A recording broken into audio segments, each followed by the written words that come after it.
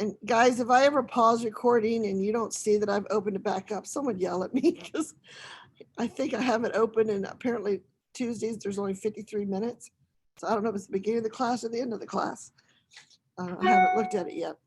Okay, so we talked about the paragraph 21. And as I stated the other day, this is one of the paragraphs that we find as staff, and especially Shannon finds a lot, is that the agents tend to gloss over. They don't want to ask the important questions to their client. You're representing someone who's selling their home. It's on here because you need to know, again, like we said toward the end of class, if they're upside down in the home or near upside down, you need to do a cost analysis on what it's going to cost to sell their home, what type of wiggle room they have, and do they have money to close at the table? What about they have to bring $10,000 for closing costs at the table? Do they have those funds? Okay. And then are there second or third or even fourth mortgages? It kind of stops here at a second mortgage, but there could be others. Okay. Are there lines of credit? Are they current on their loans? Are they current on their HOAs? Are there any liens, mechanic liens? So you have to go through and ask these questions of them, okay? Paragraph 22 is seller financing. And you don't hear that too often, where the seller says, I own it free and clear. So they're going to offer to do the financing for someone who may not be able to get financing. Their terms might be a little bit higher than what the bank might give you. And you don't see that too often. Every now and again you do. I had a client who was selling land and he offered to seller finance the land, okay? Because you can't often get a loan on land because there's no structure for them to, it's harder. It can be done, it's just harder, and few lenders do it. So he offered to seller finance. And so if we came to a situation where that happened, then we would use the document for that. It's a promissory note, and all the information that they would need to consummate that agreement would be there. Okay. Closing cost. Fees for the preparation of the deed of conveyance billed to the seller, cost of releasing existing encumbrances, seller's legal fees, grantor's tax, and any other proper charges assessed to seller will be paid by seller unless provided otherwise in the sales contract. So as agents in our area, some of us or all of us at different times, depending on where our listing is, may have to give the news to our clients that they're going to be paying a tax that other people don't pay, which is used to be commonly known as the congestion tax relief tax. Okay. We'll get to that later on. We'll see it later on in documents. But when you live in Arlington and Falls Church, in the city of Falls Church, and Fairfax and Alexandria City and Loudoun County and Prince William County, and Manassas and Manassas City, you get the pleasure of paying extra taxes when you sell your property. That helps pay for the road work here in Northern Virginia. So if someone has owned their house for more than 5, 6, 7 years and has not sold before, they probably will not be aware of that tax. Okay. Now, in some negotiations and contracts, when it's a multiple offer situation, there's been some people structuring offers that the buyer would pay that tax for them. So again, that has to be agreed upon in writing, and we've got to be careful, and we'll get to that later with the contract. Paragraph 23, right. Part of the closing costs. So one of the things you need to practice and learn is estimating closing costs for your client. Now, when you go meet someone for the first time, you don't know what the sales price is going to be. You may or may not feel comfortable taking that closing cost sheet with you. If they don't receive it at the time of consummation of this listing agreement, then definitely mark that it's not attached. But do your best to get it to them as soon as possible so they have an idea based on their sales price. And you can go right out to, in that county where you are, and you can talk to your title company. You can look at the schedules for the title company, and you can guesstimate what those costs will be as far as their taxes and such go. Okay. What you do not know as agents is what their payoff is going to be. Now, they might go online and it might say their payoff is this amount on the day they pull it, but that may not be their full payoff, because it's the title company has to get that, and they go out so many days past closing and obtain that payoff. So what I do with my clients, I give them a sheet saying these are the basic costs they'll be paying, and then I also say in a big bold line, I say minus your payoff. So you know what your realtor fees are going to be, because they've given you whatever percentage it is. So based on whatever sales price, so that's a mathematical calculation. The grantor's tax and the congestion tax fees and the WMATA fees, which is a Washington metropolitan area, that's another calculable fee. So you can give them the basics. But what you don't know is what their payoff is, and if there is other liens out there that you're not aware of. Okay. So they don't tell you the truth in paragraph 21, and lo and behold, it comes up later when the title company does their investigation that they have other liens out there. Now, some of them may be liens that have been cleared up that's just never been satisfied. And then everyone has to kind of stop what they're doing. And I'm dealing with one of those right now down in Albemarle County on some land. One of the parties has passed away, the other one's missing in action. And everything's paid off.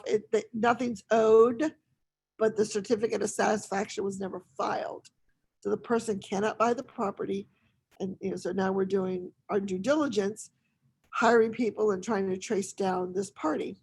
So it's complicated, and it can be expensive if you have to go the court route. So getting those things cleared up, and that's why the moment you ratify a contract with all parties, that's why you want to get it to the title company so they can start doing their work. Okay, we'll get to that more later as well. Okay, so seller's proceeds. The seller acknowledges that the seller's proceeds may not be available at the time of settlement. The receipt of proceeds may be subjected to section 55.1-903 of the Code of Virginia, commonly referred to as the Wet Settlement Act, and may be subject to other laws, rules, and regulations, Virginia state statutes, and the Foreign Investment in Real Estate Tax Act. So in Virginia, it's the Wet Settlement Act. So basically, your papers, everyone signed it and it's still wet. It hasn't dried yet until you take it to the courthouse and get it recorded. And then it's considered a done deal as far as transferring of the deed. Okay.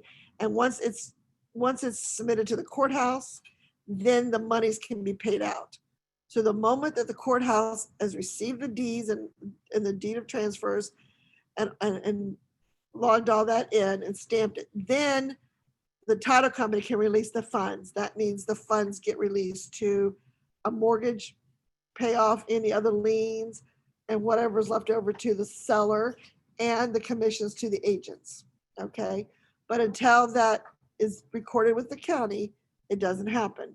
Now in Maryland and DC, they have dry settlements, which at the table. Now we as Keller Williams, we don't allow you as agents to pick up a check. The potentiality of you guys losing a check is great.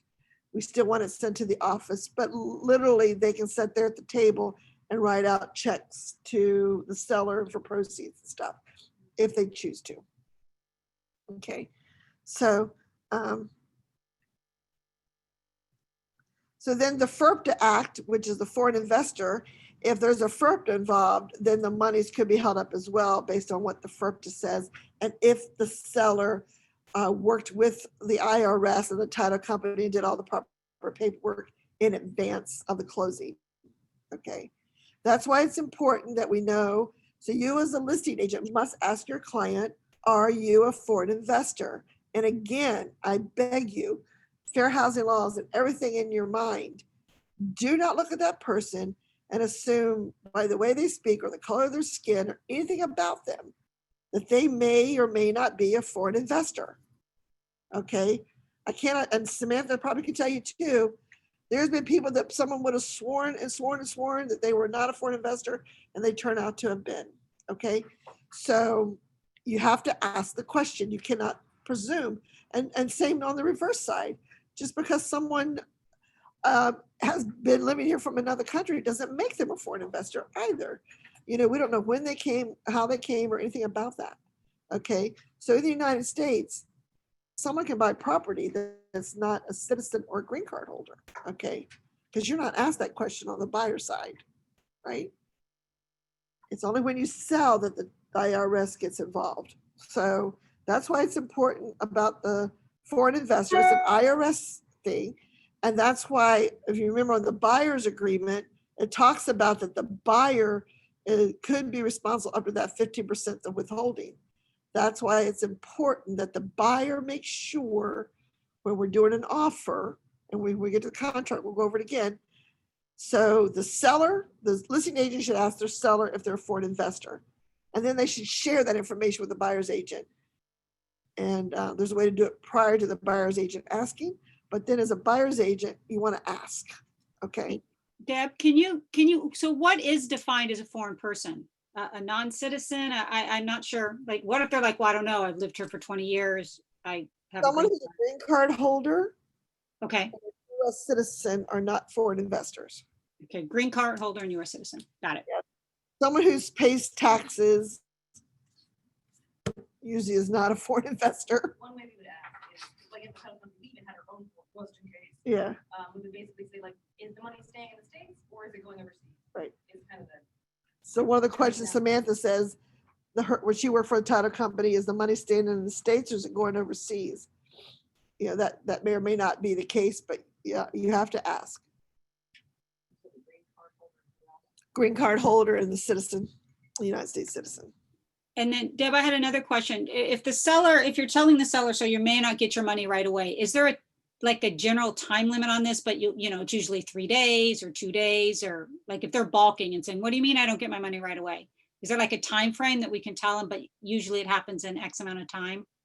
Yeah, normally it's the moment it goes on record, a title company should send it out, but I think they have, I don't know, I spent a long time since I worked at a title company and I haven't checked into this, but it used to be a 72-hour window after that. Within 72 hours post-closing, 72 hours post-settlement going on record, right? Okay, thank you. Holiday or something. In Virginia, we may not disperse the money period end until the contract of the county. Maryland, the story is they sign it at the door of the check. Right. Like, so Samantha was saying in Virginia, until it goes on record, like if there was a holiday in there. So if you closed on a Friday and you've got Saturday, courts closed, Monday, Sunday, the courts are closed, and Monday, the courts are closed. So you don't go on record till Tuesday. Then the money doesn't get released until after it goes on record on Tuesday. And that's another reason a lot of people don't like to close on a Friday either. Yeah. Mondays and Fridays, So it's just a matter of days, though. It's not like.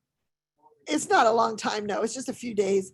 Now, some title companies, if you want to get a reduced fee for your client, and some do and some don't, I don't know about ours. I've not asked anyone because I've never closed on a Monday, but some will offer reduced fees on a Monday or Friday oftentimes, especially on a Monday, because fewer people usually sign on a Monday. But it's always something to check into for your client. But I wouldn't close in the morning. I would try to close in the afternoon.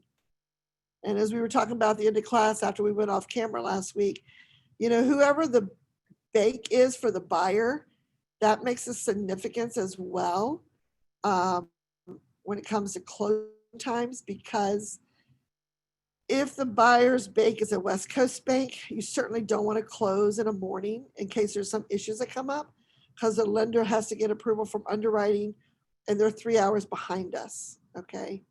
And one thing is, what's the big deal of 3 hours? I lived in California for 6 years. I work for attorneys out there.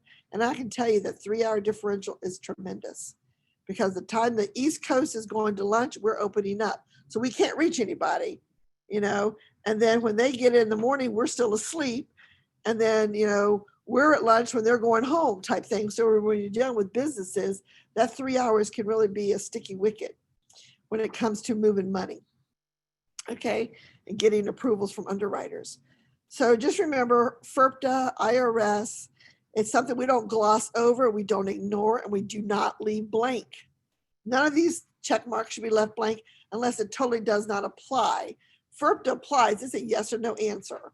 When it's something like septic and it doesn't apply, then you don't answer it, okay? Okay, seller duties. Seller represents and warranties. Seller is aware that the seller may be responsible for failing to disclose information and or misrepresenting the condition of the property. Seller certifies the accuracy of the information provided to the listing broker, and seller warrants, :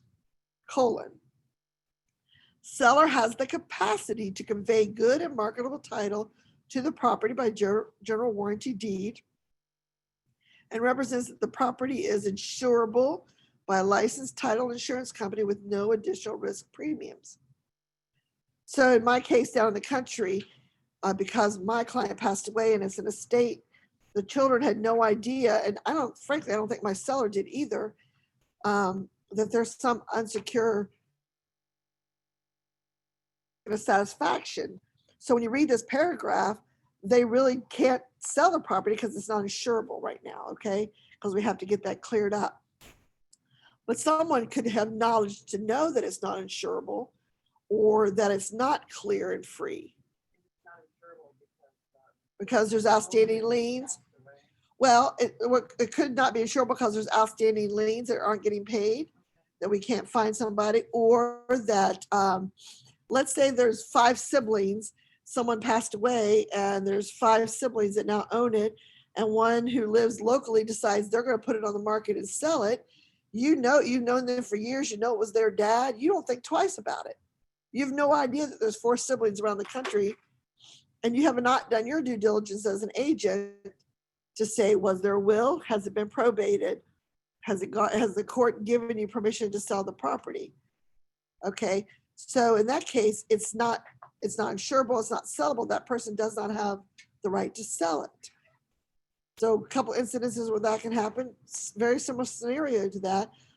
I had clients who bought a 26 some acre parcel of land a couple years back, been on the market for a couple years, but the listing agent had it way overpriced because he tried to compare it to the property next door that sold, which was basically clear trees. It cost about 200 grand to clear that many trees off that much acreage. So when we did the analysis, we made an offer and they accepted it. And when I went online to make the offer, I just noticed it just said the estate of Smith, for example. I'm like, well, who's signing this? So I, sent the agent a message and I said, I see it's the estate of Smith, but who are your trustees, executors, executrixes? Who is the people signing it? And he said, one of the brothers. I said, well, I'm going to need documentation of who has legal right to transfer property. Well, when he asked that question, lo and behold, after having it as listing for 2 years, he finds out there's 4 brothers involved. Now, the brothers didn't care. They had left it up to the 2 brothers local to deal with the situation. But in fact, all 4 brothers should have signed the listing agreement, either in person, DocuSign, or as a POA, power of attorney. So in fact, that's what ended up happening is 2 of the brothers each gave one of the other brothers their power of attorney. So it took, from the time we made the offer, it took almost 10 days for them to get all that worked out. And then one of them had to go to the courthouse and provide me with the right documentation to affirm that they were in fact the ones that could sell the property. Okay. So you don't want to get to the settlement table, and hopefully if you're working with a good title company, you will not make it to the settlement table before someone says, whoa, we need that information. So when you run into an LLC, an estate, a trust, heirs of, estate of, you need to stop and ask who is the signator, and we need the documentation saying that they have the signator rights to sell that property. So I may create an LLC with my daughter. okay? And it might require both of our signatures to sell a property, but it may only require one. It may require hers only, it might require my only, or it could require a third party, you know? So you have to know, you have to have that paperwork. And when you look into command, there's a little line in there that says trust slash POAs. And that's what that's for. When you have a listing, you know, then you have to delve deep and get that information, have it available to give to the buyer's agent. When you represent the buyer, you need to be careful who really owns the property. So even in doing as a transaction coordinator for years, if I went to a tax record, it said the Deborah Roof trustee or the Deborah Roof Trust. What is because the tax record has a finite space to put names in, right? So what does the trust actually say? Is it the Deborah Ann Roof Revocable Trust dated October 12th, 1980? Or is it Deborah A. Hoosier Roof? You know, whatever, you know, what was my trust name? And that's who sells the property. And then the trust document says who gets to sign, okay? So like I'm a trustee for someone. So when he goes to sell his property, he doesn't get the right to sign it necessarily, or it may require both of our signatures. So we would have to pull that paperwork up, you know. So if he's still living when we sell it, then it might require both of us to sign it, or it might only require him to sign it, you know. So it depends on what that actual legal document says as to who signs the documents. And you, as a buyer's agent, you as a listing agent, need to have those declaration pages. That doesn't mean you get the whole trust or the whole will to know where someone's money goes. That's not what it is. It's just the declaration pages on who has the right to sell real property. So there's several different types of signatures too. Someone might have the right to do certain things where only someone else has a right to sell the property, real property, okay? Question. Yes. If like someone like co-sign when they bought the property, there is a co-sign. Afterwards, if he finds the property, still the co-signer is there's a part of this property or no? Yes. So if there's a co-signer who signs a property and they refinance and they're still on the loan, or they get taken off the loan. Still on the loan. Yeah, long as someone is on the loan. So there's two things. There's the deed of trust, which is your mortgage. And then there's the deed, which means who has the rights to the property. So say, for example, husband and wife, both could be on the loan and only one on the deed. But also conversely, only one could be on the loan, two and one. One could, like in my friend's case I was telling you about the other day who passed away, he was the only one on the mortgage, but the two of them were on the deed. So he was the deed of trust only, but they both were on the deed. And there's several ways to hold title. Elisa, remind me, there's a universal title has a great little 4-paragraph explanation on holding title. So I'll send that out to you guys as well. So you can kind of keep it in your arsenal when you're talking to your clients when that question comes up. So yes, you know, there's, Still the co-signer also has to acknowledge that he's selling the property. yes, the co-signer must acknowledge that the property is being sold. So several years back, for example, David Robertson at Universal Title had a seller show up, and it was not the wife, it was the girlfriend. And they had to turn over the driver's license. You know, when you walk into the title room, settlement table, you're asked for your driver's license. And that's when they realized, wait a minute, this isn't the seller. Think somebody was actually trying to pull that off. Yes. So the one that go on the title company, the one who has the name on the deed, does not have to do the mortgage, right? The deed, yes. So whoever's name is on the deed is who's on the listing agreement, okay? The deed of trust is the mortgage. Okay. So there could be situations where I've had clients where they've recently got married, for example, and one party may have had a bankruptcy, or one party may not have a good credit history, or have no credit history because they're young, right? Where the other party does. So it's actually a negative for both of them to be on the deed of trust. And the one party can buy it on their own, and they don't need the second party's income. But because they're married and they want to share in the ownership, then they're both on the deed. Okay. All right. So those are two different things to think about. Okay. Seller is not a party to a listing agreement with any other broker for sale, exchange, or lease of property. First of all, if someone calls you up out of the blue and wants you to sell their property, I would certainly look them up to make sure that their listing is not out there already. And if it is, say, I see you're currently listed, and your coaches will give you, some scripts on how to do this, but you cannot meet with them until they are no longer in an arrangement with somebody. Okay. No person or entity has a right to purchase, lease, or acquire property by virtue of an option of right of first refusal or otherwise. So let's say there's a grandmother who's passing away, and one of the grandsons says, Grandma, if you pass away, I know there's a will and stuff, but I really want your home. I really want to live here. I want to be the one to have the first right to buy this house. So in the will or in a statement, they could say that grandson John Smith has the first right of refusal to purchase the property at fair market value. Okay. And so that would be without agents. You wouldn't be adding a commission, whatever the fair market value would be, for example. So an appraiser would be hired, and they would determine what the fair market value would be. And then that grandson would then be able to purchase that property. And then the money would go into the estate and then just be dispersed accordingly.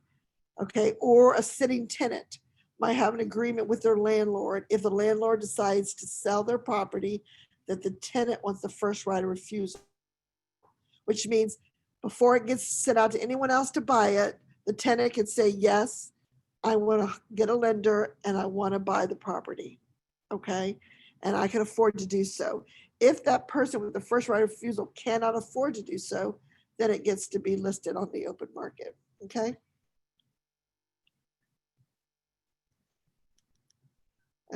Seller is or is not a licensed active real estate agent or broker? Yes or no? Have you ever been a real estate agent ever in your life, in whatever state in these United States? Have you ever been an agent? Okay. And yes or no?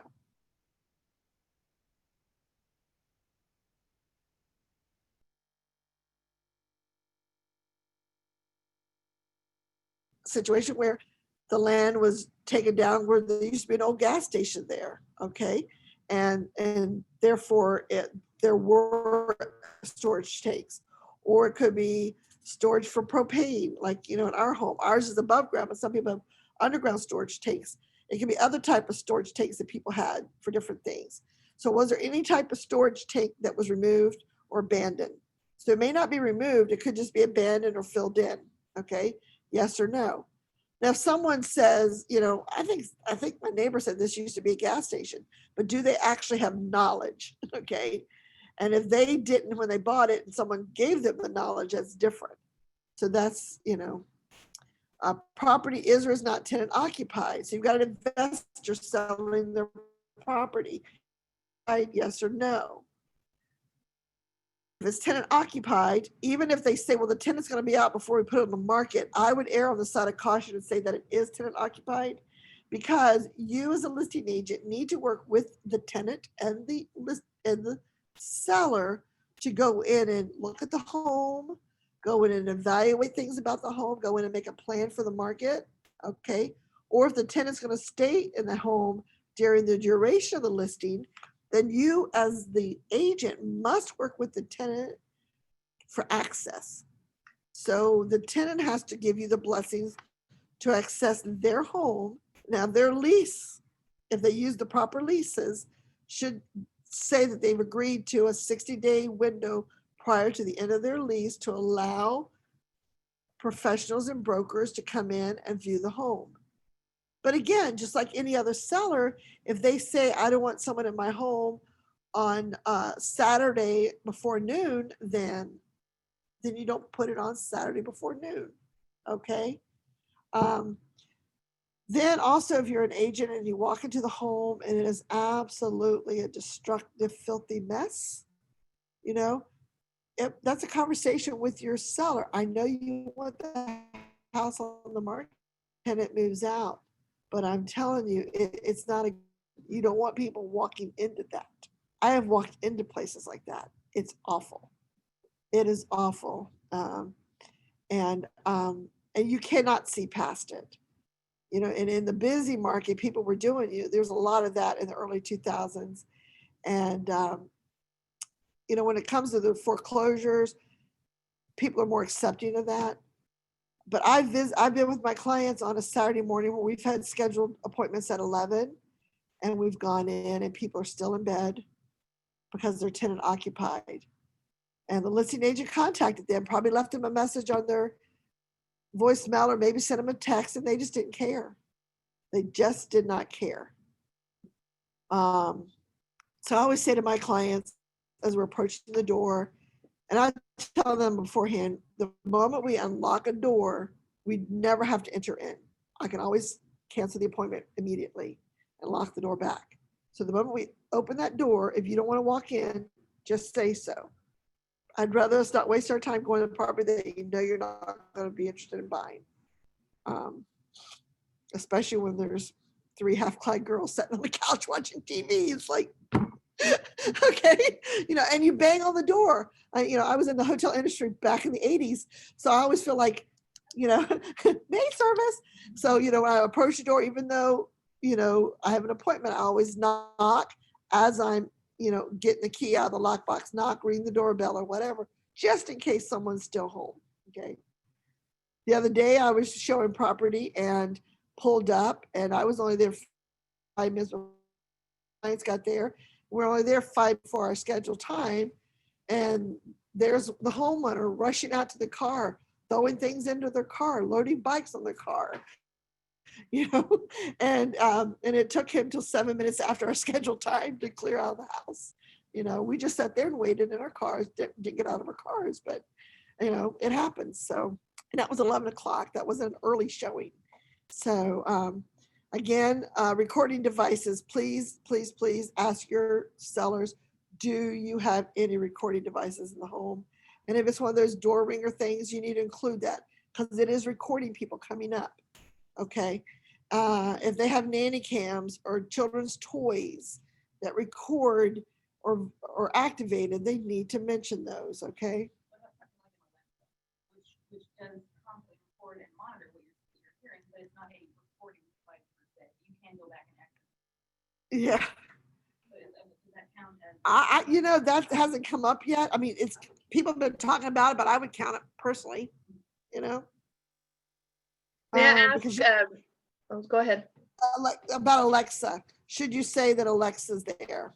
Ah, Yeah. well, I was wondering, is that in the MLS too? Does the listing agent put that there? Yes. Where do you find it? In the agent remarks? I thought there was a tab for it, but you know, now that I'm thinking of it, it might be in the agent remarks. Yes. Okay. Hey, Thanks. Deb, Might be under,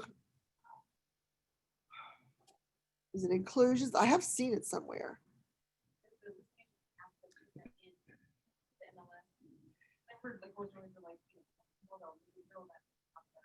Yeah, right. So no, yeah, the listing agent needs to put that in MLS. Now remember, your buyer's agreement clearly states that you cannot guarantee, even though the listing agent may say that there's no recording devices, you cannot guarantee that there is not one in the home. And that's why I tell my clients, we don't discuss any specifics in the home or in the yard.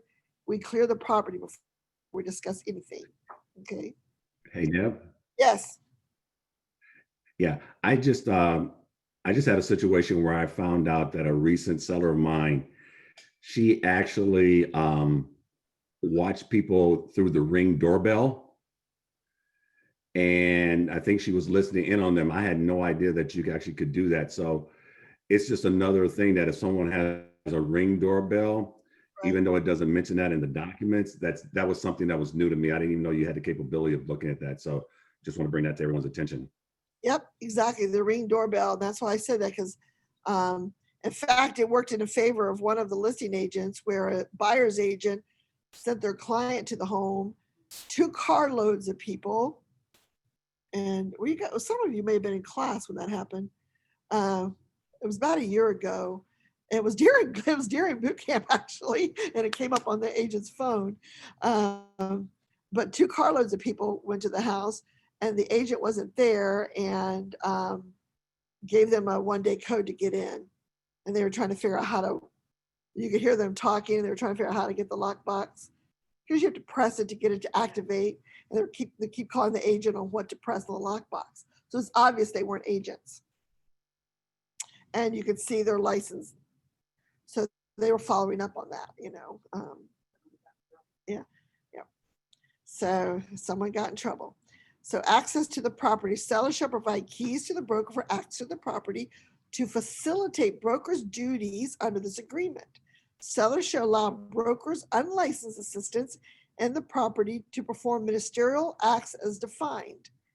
If property is currently tenant occupied, seller shall provide broker with the current lease documents, okay? Contract information for current tenant, contact information for current tenant, and shall use the best efforts to obtain the full cooperation of the current tenants in connection with the showings and inspections of the property. I talked about that a little bit. Now, backing up a little bit to the keys, shall provide the keys to the broker. Keys are not cheap to make anymore, guys, So if there's keys, I always ask, because I have a business partner, Daphne. So we always ask for 3 keys, one for Daphne to always carry, one for me to always carry, labeled. When you get 2 or 3 of them, you have no idea what house they belong to, so you make sure you label them for yourself, and then one that goes in the lockbox. I've only ever had 2 listings out of my time in the last 5 years where someone did not accidentally take the key or leave it inside the house and close the door because it had a.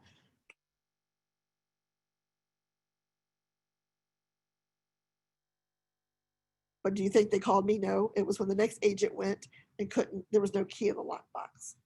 Or when your lockbox battery dies. So in the winter time, guys, our batteries go through a strain. So when you're putting a lockbox up, when you go into your central lock, you go in there and enter how old your battery is. And it tells you that your lockbox warranty will you'll lose its warranty if you don't buy the appropriate batteries from the appropriate entity. So though other entities like Radio Shack and other places and battery stores may sell the battery pack for that, you really should buy them from MVAR to make sure they're the right style and type for the weathering of those lock boxes. And if your lockbox ever does lose battery power, you have to go to MVAR, and some offices may have it, but there's a special paddle that you have to go on process. So just keep an eye on your batteries in your lockboxes. And if you borrow a lockbox from an agent, don't hesitate to ask them, by the way, I'll be glad to buy you a new battery for this, and go do that for them. Ask them when the last time the battery was put in and let them know that you're going to buy a new battery, and then they can log it into their central lock the date of the battery. And so be careful about that. And then let's see, keys. The other thing about keys, so you've got these keyless entries, okay? So what are you going to do about that? Okay, so I suggest to my client they create a code that's only for the people entering on real estate. So then in a lockbox, instead of a key, then you might need to put in a little note or a card that says what the keyless entry number is. Okay, And if you feel that someone's violating it, you can always change it, right? Mustafa, you had a question? Yeah, I had experience on those, we went to see the house with my client. They had those numbers on.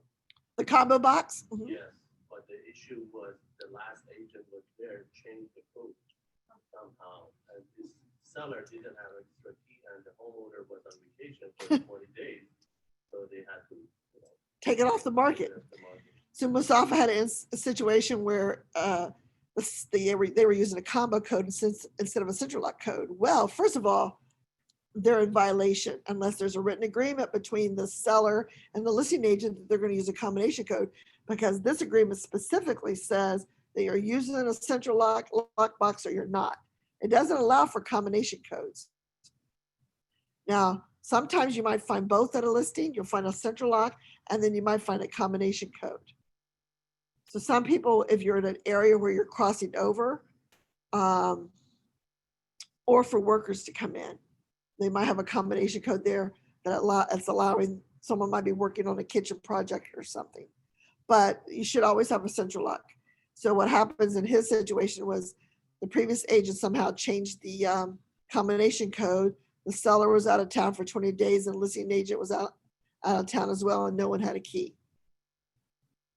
And one of my listings had an interior key that there was like a little foyer that opened up and then a door that opened up into the living room, and the family had one key for that door. Okay. And they always left it there, but they locked that door at night and took the key inside with them. Well, 3 times on one weekend, agents, and we always left that door open during the showings, during the weekend. The family only closed it at night. But for whatever reason, 3 times in one weekend, the agents took the key. One time, the one agent put the key in the lockbox and then took the front door key in their pocket. So, on Central Lock, you're sitting there trying to call all the agents and looking at showing time and trying to trace down who has the key. You're playing who has the key, who has the key. In the meantime, someone's standing at the door wanting to get in. Now I live in Culpeper. Daphne lives in Springfield. It's a blessing. We cover a large area, so she could get there within 15, 20 minutes and let someone in. But it's annoying. So, as agents, please pay attention. Please pay attention to what you're doing with your clients and the keys. When you go in to see a home, you should open the lockbox, take the key out, open the door, put the key back in the lockbox, close it up, and then reverse the process when you leave. Don't walk around in your pocket. People, you can be absent-minded. How many of you gone to the refrigerator and don't remember why you went there, or went to some other room and you cannot remember why you went there? It happens to all of us, regardless of our age, even 19-year-olds. And so, putting something in your pocket and then walking out with your client and then forgetting all about it. Okay. So just be careful. Now, some agents want to keep it with them because they don't want someone else to come in on them while they're in there.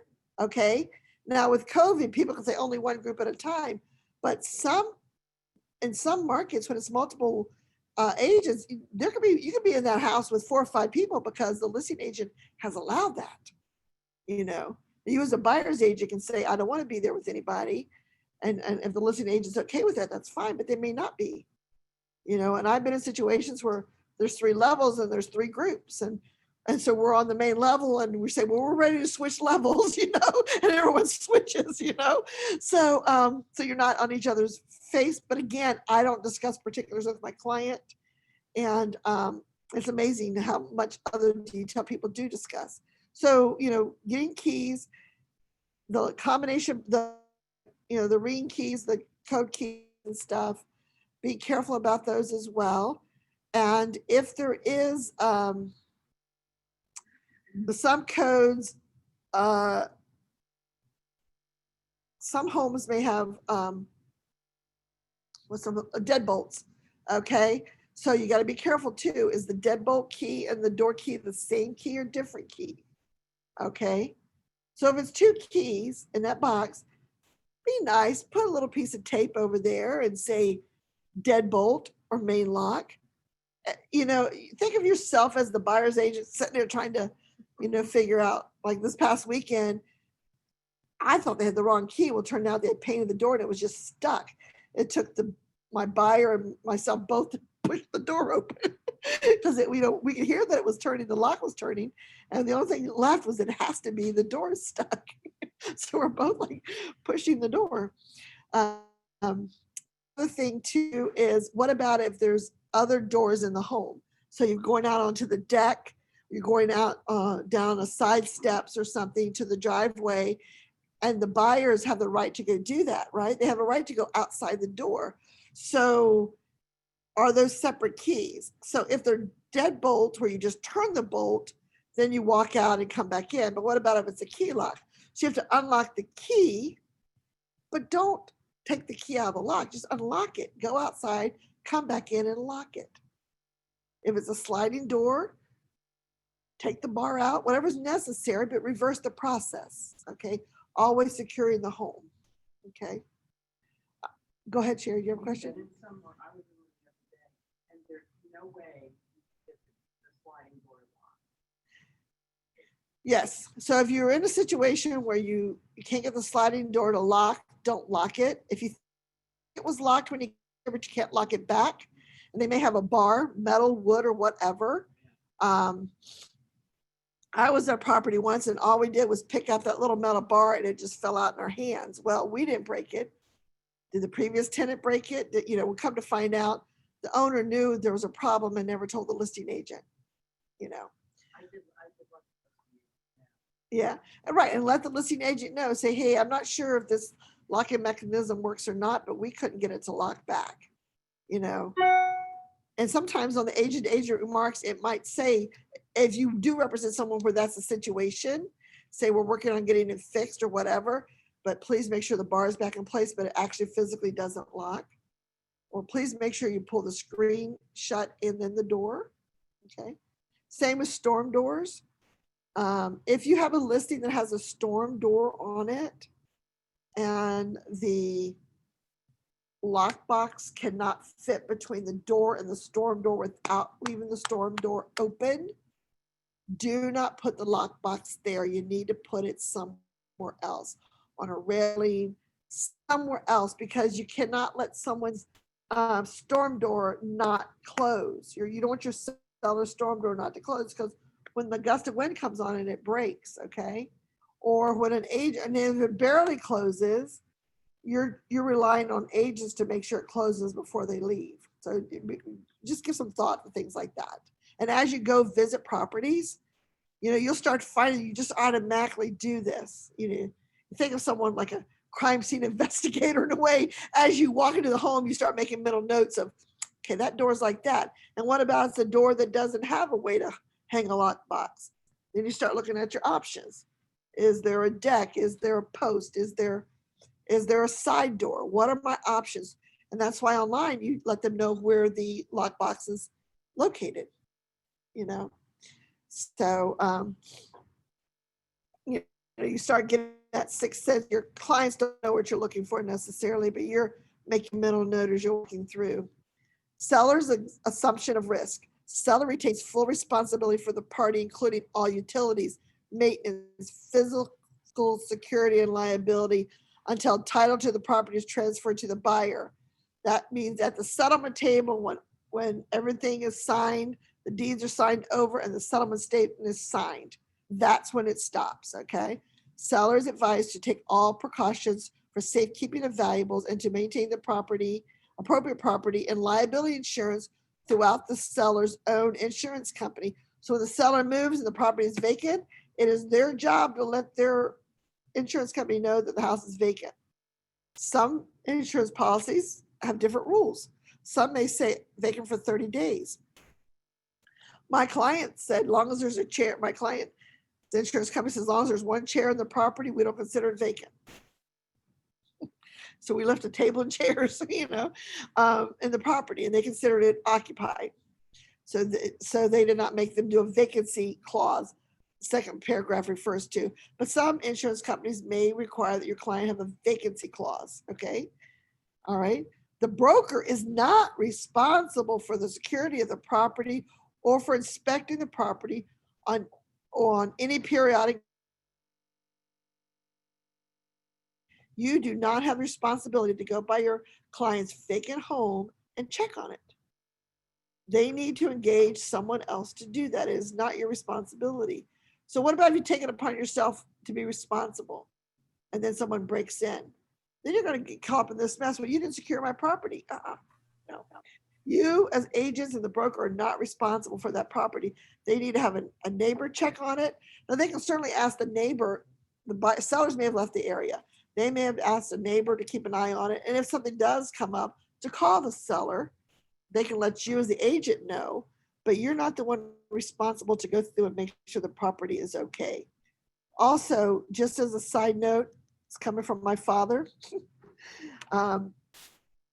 When a home is vacant for a period of time, someone needs to go in there and flush the commodes on a periodic basis and run the water. Okay, we don't talk about that here in the documents and stuff, but I've known for years my parents are Airstreamers, and whenever they would leave town for more than a week, we were always responsible to go out to their house and flush the commodes, run water so that seals don't dry out and everything's still flowing. So presumably the house is on the market, people are going through, but until home inspection, it's not necessary that someone's going to be doing that. The other thing will happen in a vacant home when no one's there is that the toilets will start getting rings around the toilet. So if your seller is local, you might suggest to them that periodically they go by their home, check the toilets, make sure the toilets are clean inside, because that gives a negative impression for people. You know, all the minerals and stuff that can build up as the water just sits there, okay? In consideration of the use of broker services and facilities of the facilities of the MLS, seller and seller's heirs and assigns hereby release the broker, broker's designated agents, subagents, sales associates, and employees, any MLS, and the directors, officers, employees thereof, including officials of the parent association of realtors, except for malfeasance, which means you yourself have done something wrong, on the party of each of the parties, from any liability to the seller for vandalism, theft, damage of any nature whatsoever to the property or its contents that occurs during the listing period. Seller waives any and all rights, claims, and causes of action against them and holds them harmless for any property damage or personal injury arising from the use or access to property by any persons during listing period. So the sellers cannot sue you as agents or the broker or anybody else in the MLS if theft happens in their home or damages happen to their home, okay? So miscellaneous provisions. Again, professional advice, we talked about this when it came to the buyer's agreement. Service provider referrals, we've talked about that. Wire fraud, we've talked about that. Just, you know, now your seller is more susceptible to wire fraud at this stage than the buyer because they're out there on the internet that their house is up for sale. So they're more susceptible to a title company, quote unquote, someone representing the listing company like KW United saying that they need to wire funds for closing. They're going to try to, there's very cunning people out there that will more than likely be from your, because people out in the world through the internet know that Keller Williams or KW United has affiliations with United Universal Title. So it's very possible that they're going to fake an address, fake, an email and try to get your client to send money. Okay, money doesn't necessarily needs to go anywhere till the day of settlement. And your seller more than likely should not have to be giving any money to anybody, okay? Because the proceeds from their home are going to cover their fees. So just tell them to be wary of any emails that they get regarding money. Do not open it and to contact you first. Okay. Now, the moment their property goes on the market in the MLS, coming soon or active, they are going to be bombarded with offers for moving services and the like. Let them know you have nothing to do with that. There are companies that people go and buy this information from, just like you get leads, right? You do things to get leads. Other companies do things to get leads. So they're going to get stuff from movers and stagers and lawn care people, all kinds of people, all kinds of services, okay? So just beware of that. Subsequent offers. Contract has been ratified on the property. Broker recommends seller obtain the advice of legal counsel prior to accepting subsequent offers. And we talked a little bit about that, about the backup offers. So there's the option for backup offers when there's contingencies, but when it's a ratified contract with no home sale contingency, it's not your advice that you're giving the seller to take someone's offer that comes along. If they want to, they can, but you don't want to push them to do that. You should say, well, you need to seek legal counsel to understand what your contract says before you accept a backup offer. Okay. Governing law, we're in the Commonwealth of Virginia. Okay. The laws of the Commonwealth of Virginia shall govern the validity, interpretation, enforcement of this agreement. Okay. It's a binding agreement. This agreement will be binding upon all parties. Who are the parties in this agreement? The buyer and the seller. You guys are not a party to this agreement at all, okay?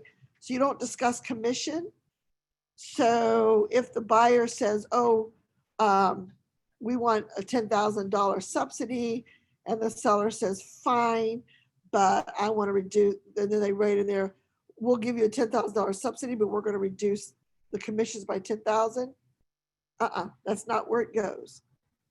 Commission cannot negotiated in the contract. When we get to the contract, you're going to see that. Okay. So just keep in mind that the parties here are the buyer and the seller. Okay. This agreement will be binding upon the parties and each of their respective heirs, executors, administrators, successors, and permanent assigns. The provisions hereof will survive the sale of the property and will not be merged therein. This agreement, unless amended in writing by the parties, contains the final and entire agreement, and the parties will not be bound by any terms, conditions, oral statements, warranties, or representations not herein contained. So you start off with an agreement. In this case, we're talking about the listing agreement. I'm sorry, my mind's on contracts. So forgive me, guys. Ignore what I said about buyer's agreements. We're still on the listing agreement. This agreement is between the seller and the broker, okay? My mind's already started thinking contracts because we're going there next. So forgive me, backing up, erase. This listing agreement is between the seller and the broker. And yes, you can do commissions here. Attorney's fees, we've talked about this. Basically, if one party breaches, which means they've done something wrong, another party brings suit against them, it goes to court or arbitration or mediation, the loser pays the fees for everybody, okay? Additional terms, let's say down here, it might be something like the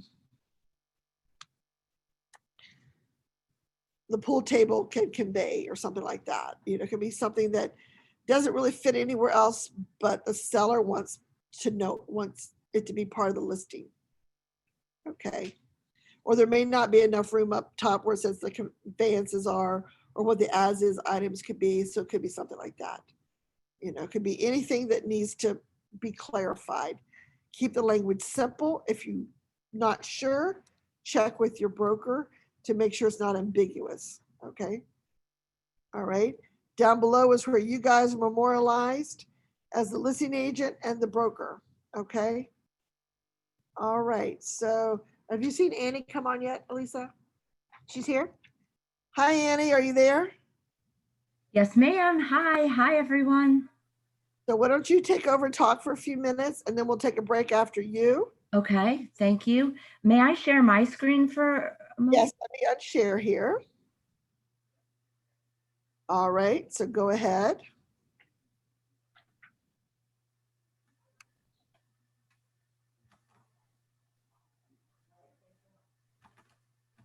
Can you see my little PowerPoint with my name, Cinch Home Services?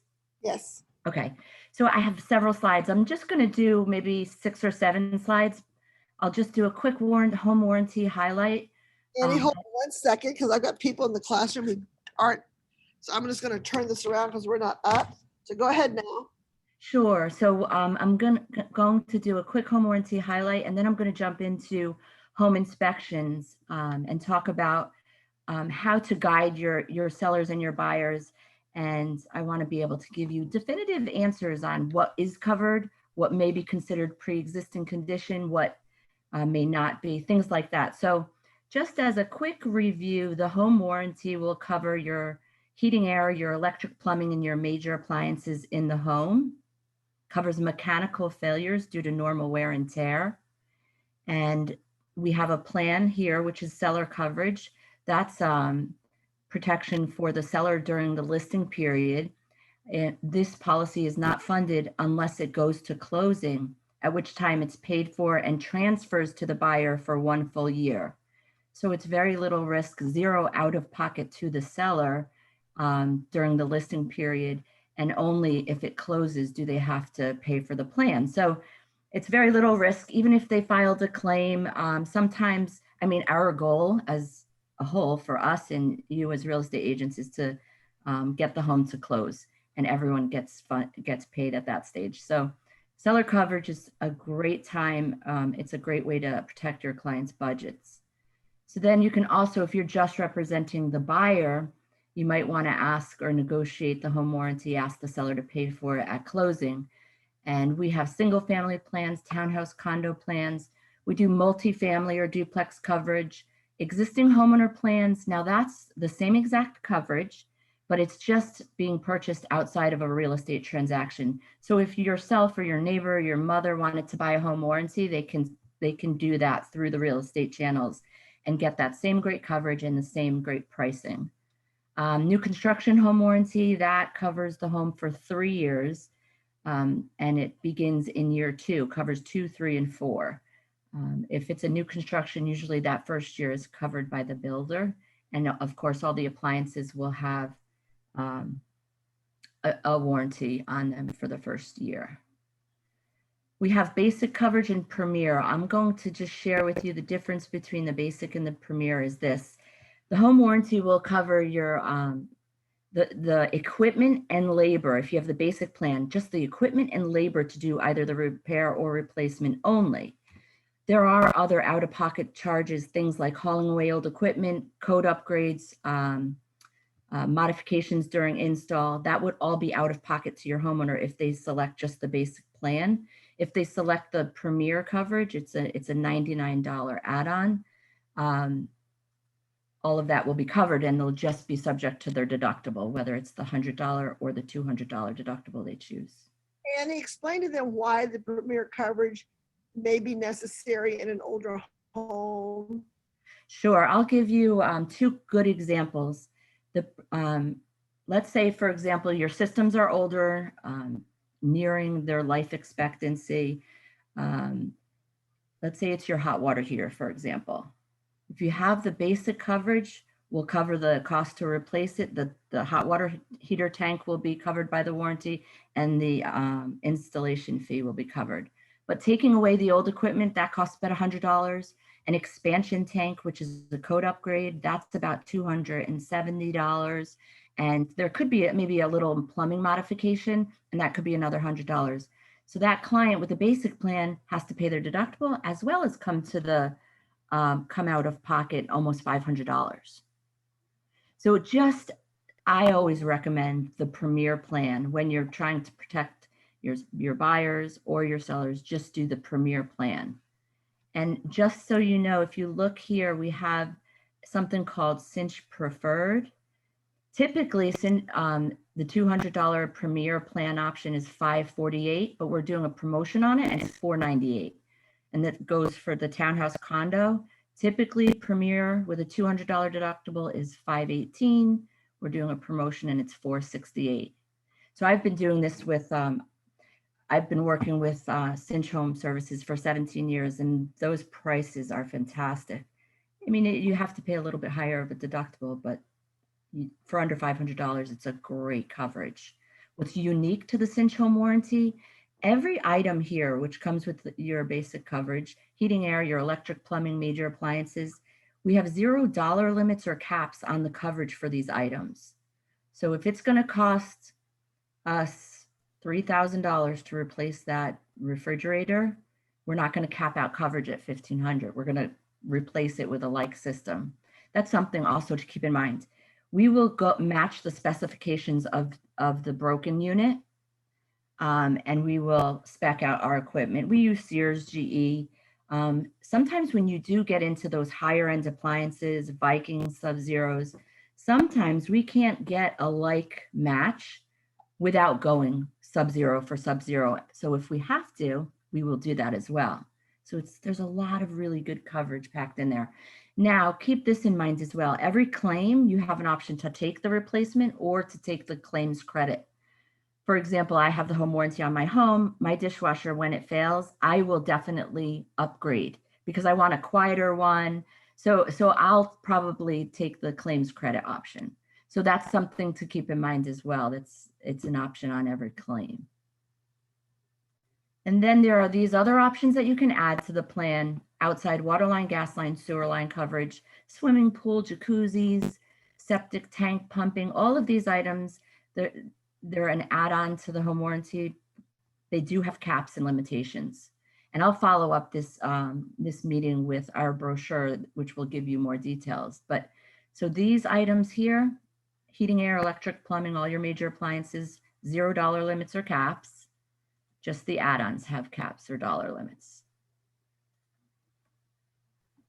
Does anyone have any questions before I jump into home inspections?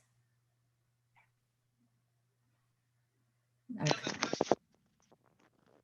So home inspections, this has been a really fast real estate market.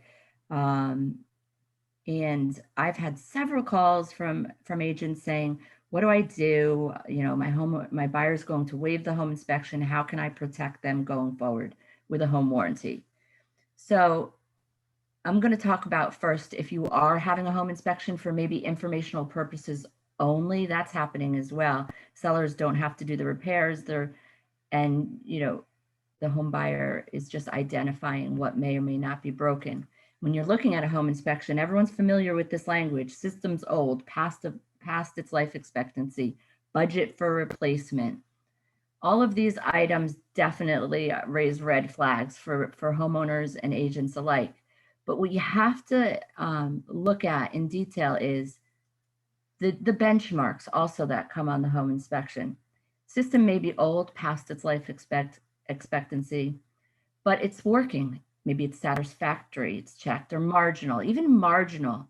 If that system is working at the time of settlement, even though it's old, if they get the home warranty, Cinch is on the hook to cover it, should it break down a week, a month, a day after closing. Now, if that same home inspection indicates that your system needs further evaluation, that's a directive. That is something you will want your home buyer to take care of. You know, oftentimes in this market, you might have to do it after closing. But once you have that system looked at, maybe you have to do $100, $200 repair to get it in working order. If you have that documentation, you can take that to the bank. Should it fail a week, a day after that, HMS or Cinch would be on the hook to cover that. And then items like repair, replace, things like that. If you read those type of things on a home inspection, you can be sure that they would not be covered under the home warranty. If something on the home inspection indicates it needs to be missing parts, or something is damaged, or improper installation, those things are not covered by any home warranty. And when you're looking at the home inspection, you know, what I have when I'm reviewing a home inspection for a realtor is this a mechanical breakdown due to normal wear and tear? So when you're reading improper installation, missing parts, damaged, you just know you can take that right out of the equation. It wouldn't be covered under the home warranty. Anybody have questions about that? All right. Now in this, I think I have a question. This is Greg here. Can you hear me? yes, I can. Hi, Greg. Right. Yeah. So I had a settlement for a buyer. I was representing the buyer. Right. So we had this additional post settlement moving for the buyer. The seller had requested that, which we granted. So a day or 2 days after the seller moved out, my buyer moved in, and before we knew it, the a pipe just went crazy in the basement and the basement flooded. We got a plumber to take a look at it, right? But he said, okay, it was an old pipe that actually had gone way above its lifespan. Yeah. So, but that was not called out in the home inspection. So how would you treat that kind of a situation? We would cover it without a shadow of a doubt. We would cover the repair of the pipe and the labor to do so. What we don't cover is consequential damage. So if the hardwood floors were damaged, that would be more leaning towards an insurance claim, but we would certainly cover the repair of the pipes. We also cover polybutylene. That's oftentimes I get a question about polybutylene pipes. But yes, we would cover that. What's very unique to our warranty is something that we have built-in protection. It's called unknown pre-existing condition coverage. That plumbing issue, your buyer, your homeowner would never have known it was about to fail. It couldn't be evaluated on a home inspection. It would be covered by the warranty. Another really good example of unknown pre-existing would be in the winter, home inspectors cannot test or run the air conditioning system.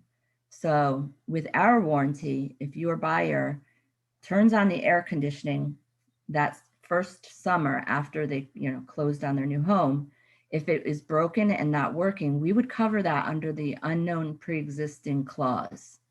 And that's unique to the Cinch product. Okay. Thank you for clarifying that. Do you have the services in Maryland? We do, yes. Maryland, oh, well, throughout the United States. Okay. DC, Okay. Maryland, Virginia. Another little added coverage as far as plumbing goes, sometimes the plumber might have to cut holes in the drywall to find the source of a leak. With the Cinch warranty, we give homeowners $1,000 reimbursement to have those drywall holes repaired to a rough finish. We do not cover any painting, but we do give that $1,000 credit to have the drywall repaired. We have a question, class. Go ahead. Hello? Okay. So let's just briefly talk about scenarios if you do not have a home inspection at all. I'm trying to get a question for you. Hold on, go ahead.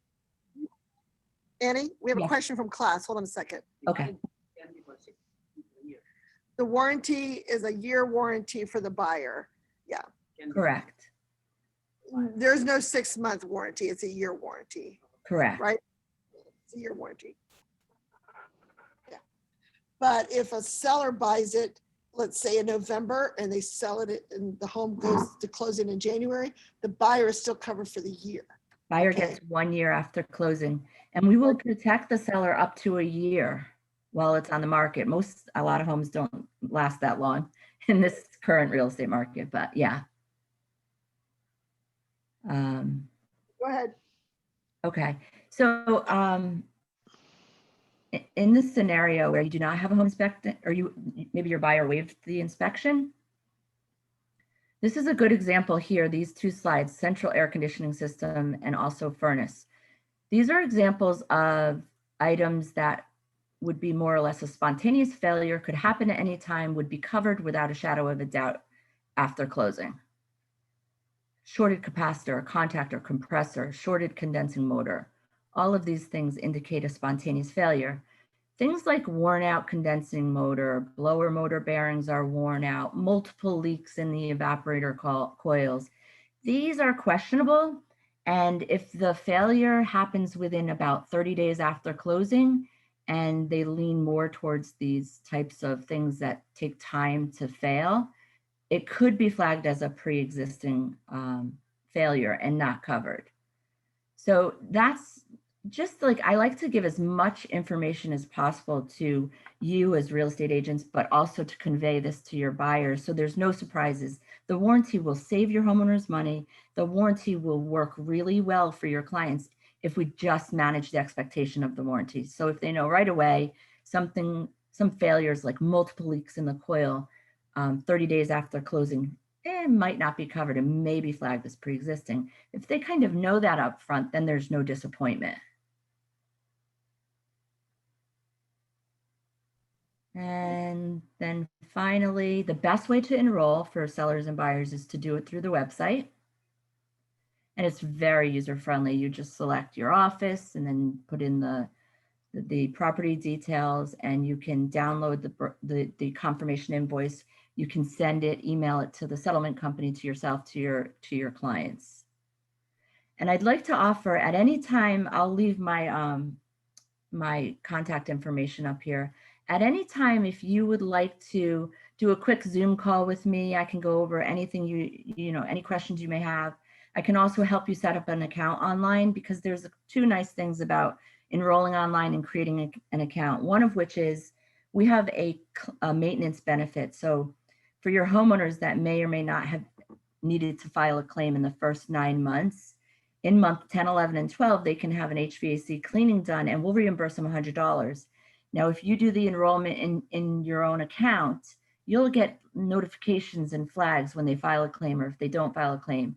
You'll get a notification to say, oh, your client qualifies for this maintenance benefit. And it's a nice touch point for you to reach back around to past clients and share that, you know, $100 benefit.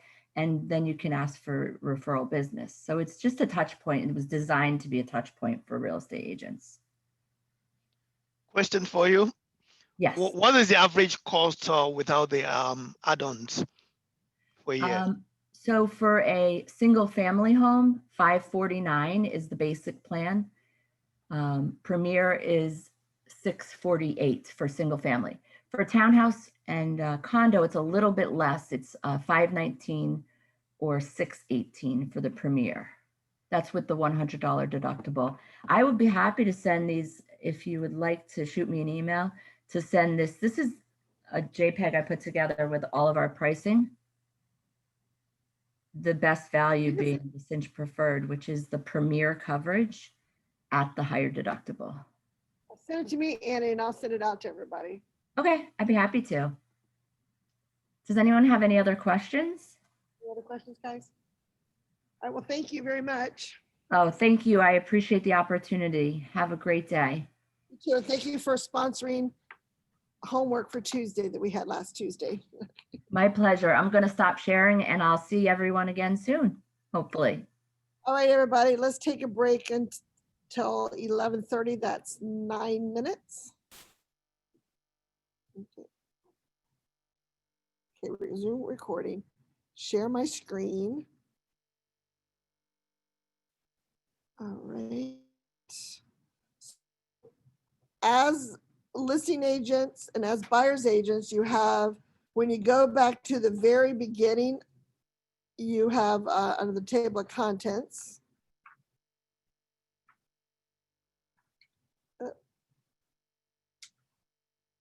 I'll eventually find it. There's always addenda that go along with your package that are required. So as the buyers, you know, the buyer's agreement, then you have, and some of this addenda we've already spoken about and looked at. Okay, which you guys read this one for your homework, the understanding. Then under the listing package, you have other addenda that could apply. Now, when it doesn't apply, for example, lead-based paint federal disclosure, if the home was built 1978 or after, these two do not become part of your package. You don't just put them in there to put them in there, okay? So let's go down. And a lot of this addenda, especially those who, the page numbers are in the hundreds, they're under the miscellaneous tab because you use them for more than one thing. Let's see.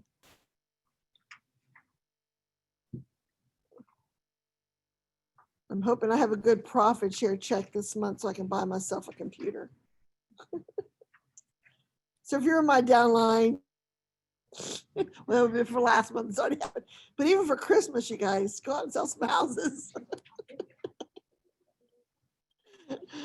When I get my paper, let's see, will I have one before we close out class? No, but I might have one from last. I'll show you guys what it looks like and how to go out and find it. Okay, so a seller must fill this out. And you see here where it has property, address, and legal description. This came up on Shannon's broker call the other day. Both of those items are supposed to go here.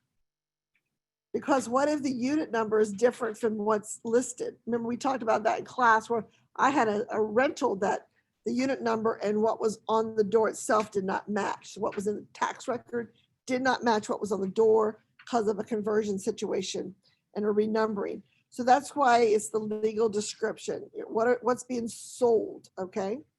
So the seller signs this and it tells the buyer, oh, you can go out to this site and discover all this stuff. Well, now the state's taking a step further and now there's the 4-page, what the buyer must be aware of document, but the sellers, you have to give it to the sellers as well, and it comes a part of your disclosures. But as you're listing a property, your seller signs this, okay? More than 2. Okay, find a place on here. Just, you can stack them one under the other, cross through the date line and put the other owners there. You can change it up a little bit, okay? So if you're looking at this, and let's say you have 4 sellers, then what I would do is I'd seller 1, I would put their signature and their, where's my mouse? Okay. Their signature here and their date here. And I would cross through the word date in DocuSign. And then I would put seller 3 and 4 here. Okay. The idea is that they signed it and dated it more so than it's in the exact line that it's on. And then, excuse me. Okay. Then as listing agents, when you list your stuff in MLS, this goes in your document folder in MLS when you're listing up there. That way the buyer's agent comes along, sees they want to make an offer, they pull down the documents that you have listed for them to facilitate them making an offer. Okay. As a buyer's agent, you should still contact and call the listing agent, let them know you're going to be sending an offer over, find out if anything's in hand, and just check in. But before you call that listing agent, check to see if the documents are there. Sometimes it's like when an agent calls me and they're saying, well, can you send me your documents? I'm like, have you not looked online? They're there waiting for you to download them. So before you call the agent, the listing agent, as a buyer's agent, just make sure that their documents are there or not there. And if they're not there, then ask them for them. Now, I can tell you, it's probably more than 70% of the time. But from what I've seen, when I've had to ask for documents, guess what date is on there when I get them? The day I asked for them. Because that listing agent, you wonder if they even have a listing agreement because they certainly didn't do their disclosures. So they never asked their seller to sign the disclosures. Never, ever, ever have your buyer sign a blank one of these or a blank lead-based paint. Because these are disclosure that a seller is giving to the buyer. The buyer should sign after the seller. Now, if it's time to make an offer and they still haven't provided it to the buyer, then by all means send blank ones when you make the offer and make the seller sign first. And then when it comes back, the buyer can sign. Okay. This document here, which is the federal lead-based paint disclosure law regulations information for the owners of the property. This is part of the listing agreement. It is not part of the contract. This does not get uploaded in your documents. It's just all the legal whatever for the seller really wants to read through this and understand it, what it means about lead-based paint and all the laws around it. They have to sign it. And once they sign it, it just goes as part of your package. This next document, however, is what goes online for the buyer to download. There's one for sale of a property. See where it says the word sale at the beginning? And there's one for rentals. Okay. If you're doing a rental listing, make sure you use the one for rentals. And vice versa. Don't use the rental one in the sale. Okay. So every purchaser, so again here, the property address goes here. Every purchaser of any interest in residential real estate on which a residential dwelling was built prior to 1978 is notified that such property may be present exposure to lead from lead-based paint that may place young children at risk of developing lead poisoning. Lead poisoning in young children may produce permanent neurological damage, including learning disabilities, reduced intelligence quotients, behavioral problems, and impaired memory. Lead poisoning also poses a particular risk to pregnant women. The seller of any interest in residential real property is required to provide the buyer with any information on lead-based paint hazards from risk assessments or inspections in the seller's possession and notify the buyer of any known lead-based paint hazards. A risk assessment or inspection for possible lead-based paint hazard is recommended prior to purchase at the purchaser's cost unless they negotiate otherwise. Now, a lot of us, most people sell and buy a home within a few years. So 1978 was a long time ago, okay? I know it's 40 plus years ago because I graduated from high school 40 years ago. So 42 years ago, right? So prior to that was lead-based paint. So people may have bought and sold the house. So you are not aware at all as a homeowner who bought the house 15, 20, 30 years ago if it has lead-based paint or not. You may be aware because someone's told you. Or you have the old casement windows, okay?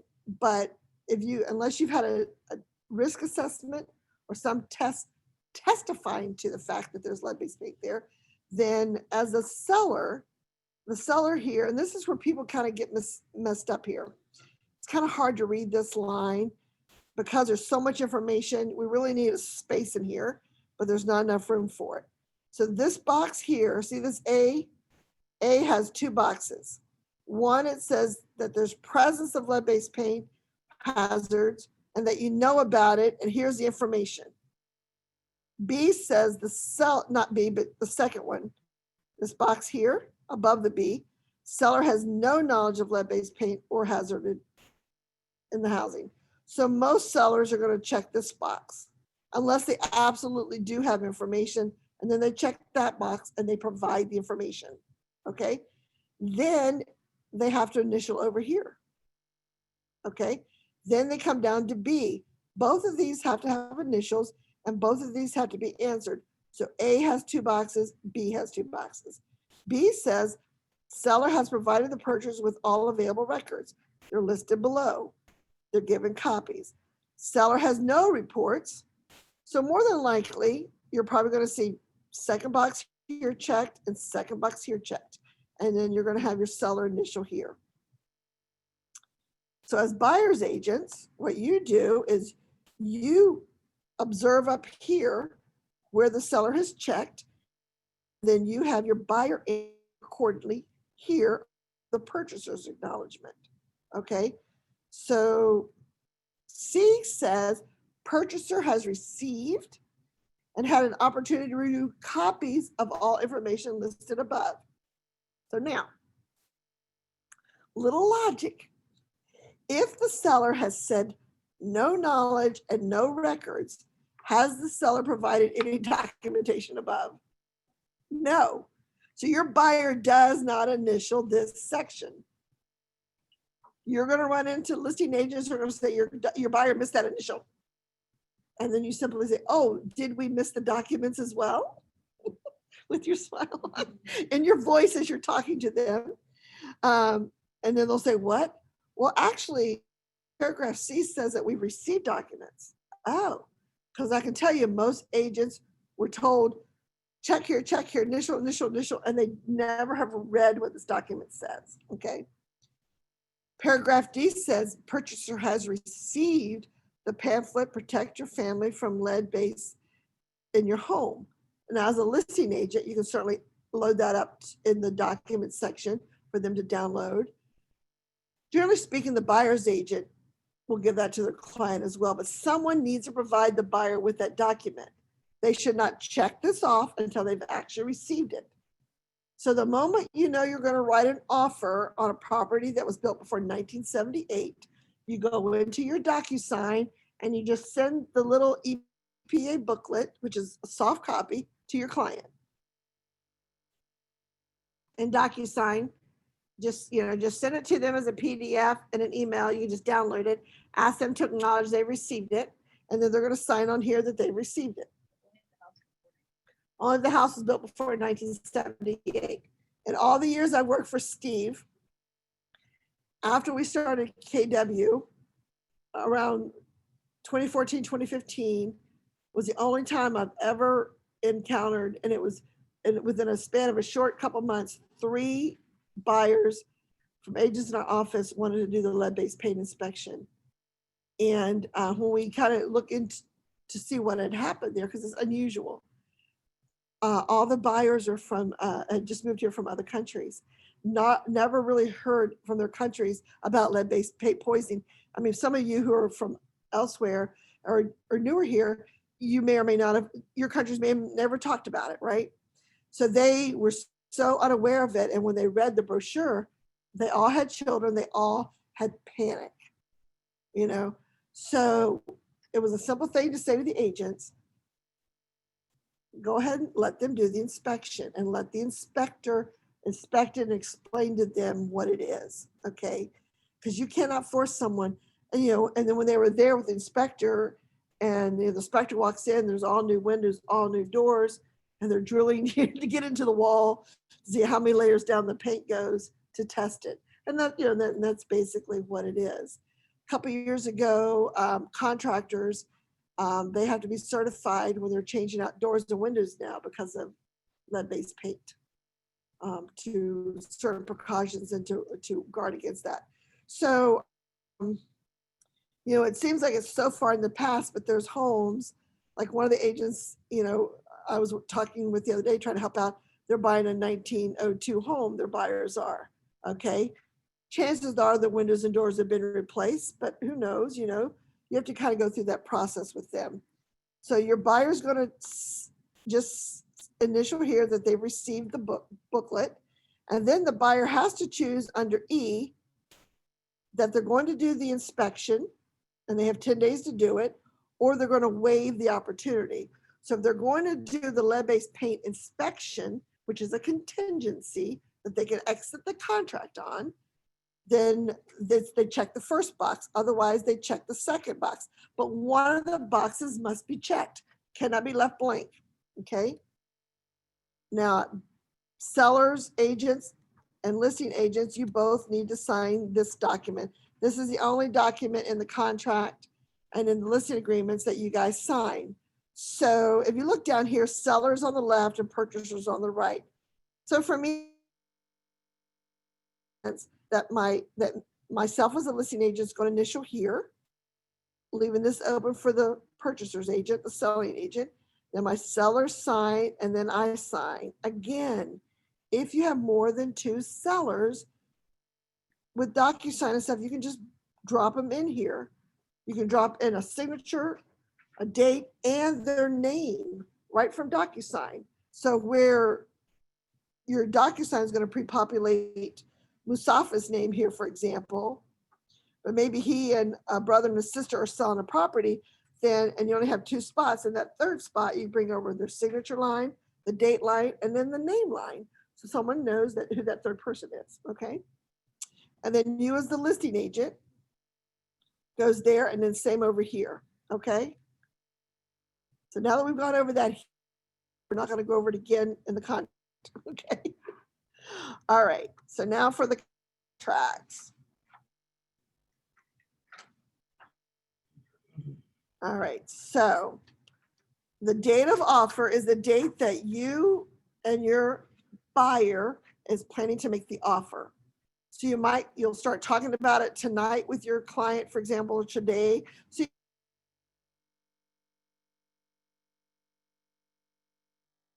okay, the day of the offer is what's on top.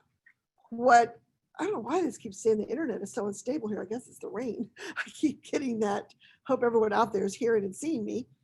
And then you have the buyer's names. Again, the buyer's legal's name. If you're representing the buyer, you've already got that from them because it's on your buyer's agreement, right? And the listing agent has done that for the seller. Now, before we continue, I want you guys to go to page 120. And let's see if I can do it quickly this way. No. Of course, there's gonna be a lot of 120s. Let me just do it this way. Okay, so I love page 120 and 121 because as buyer's agents, it is always a mystery sometimes when a listing agent does not do their duty. My screen's not moving. There we go. Information for making an offer. This is optional. Your seller does not sign it. But in your forms, when you've entered all this stuff in for your listing agreement, majority of this stuff will populate into this form.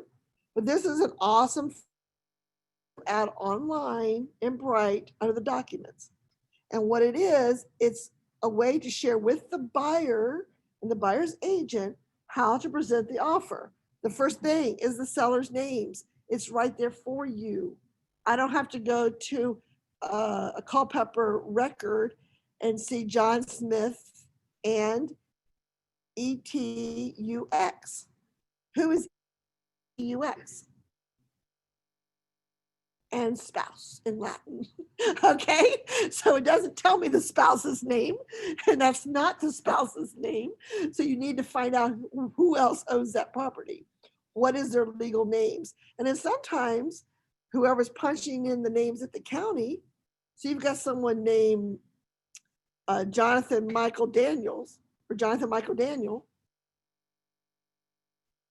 And so the person at the county, they might realize the last name's Daniel, or they look down and they make it Daniel Michael, you know. So it looks like it's all first names, and which one's really the last name, okay? So that's why this form is so great. I love it. I encourage you guys to use it. It just brings your level of professionalism up there. By all means, your client doesn't have to share it, but you go over it with them so they see what you're doing, you know. So you've got, and then it says, what's next?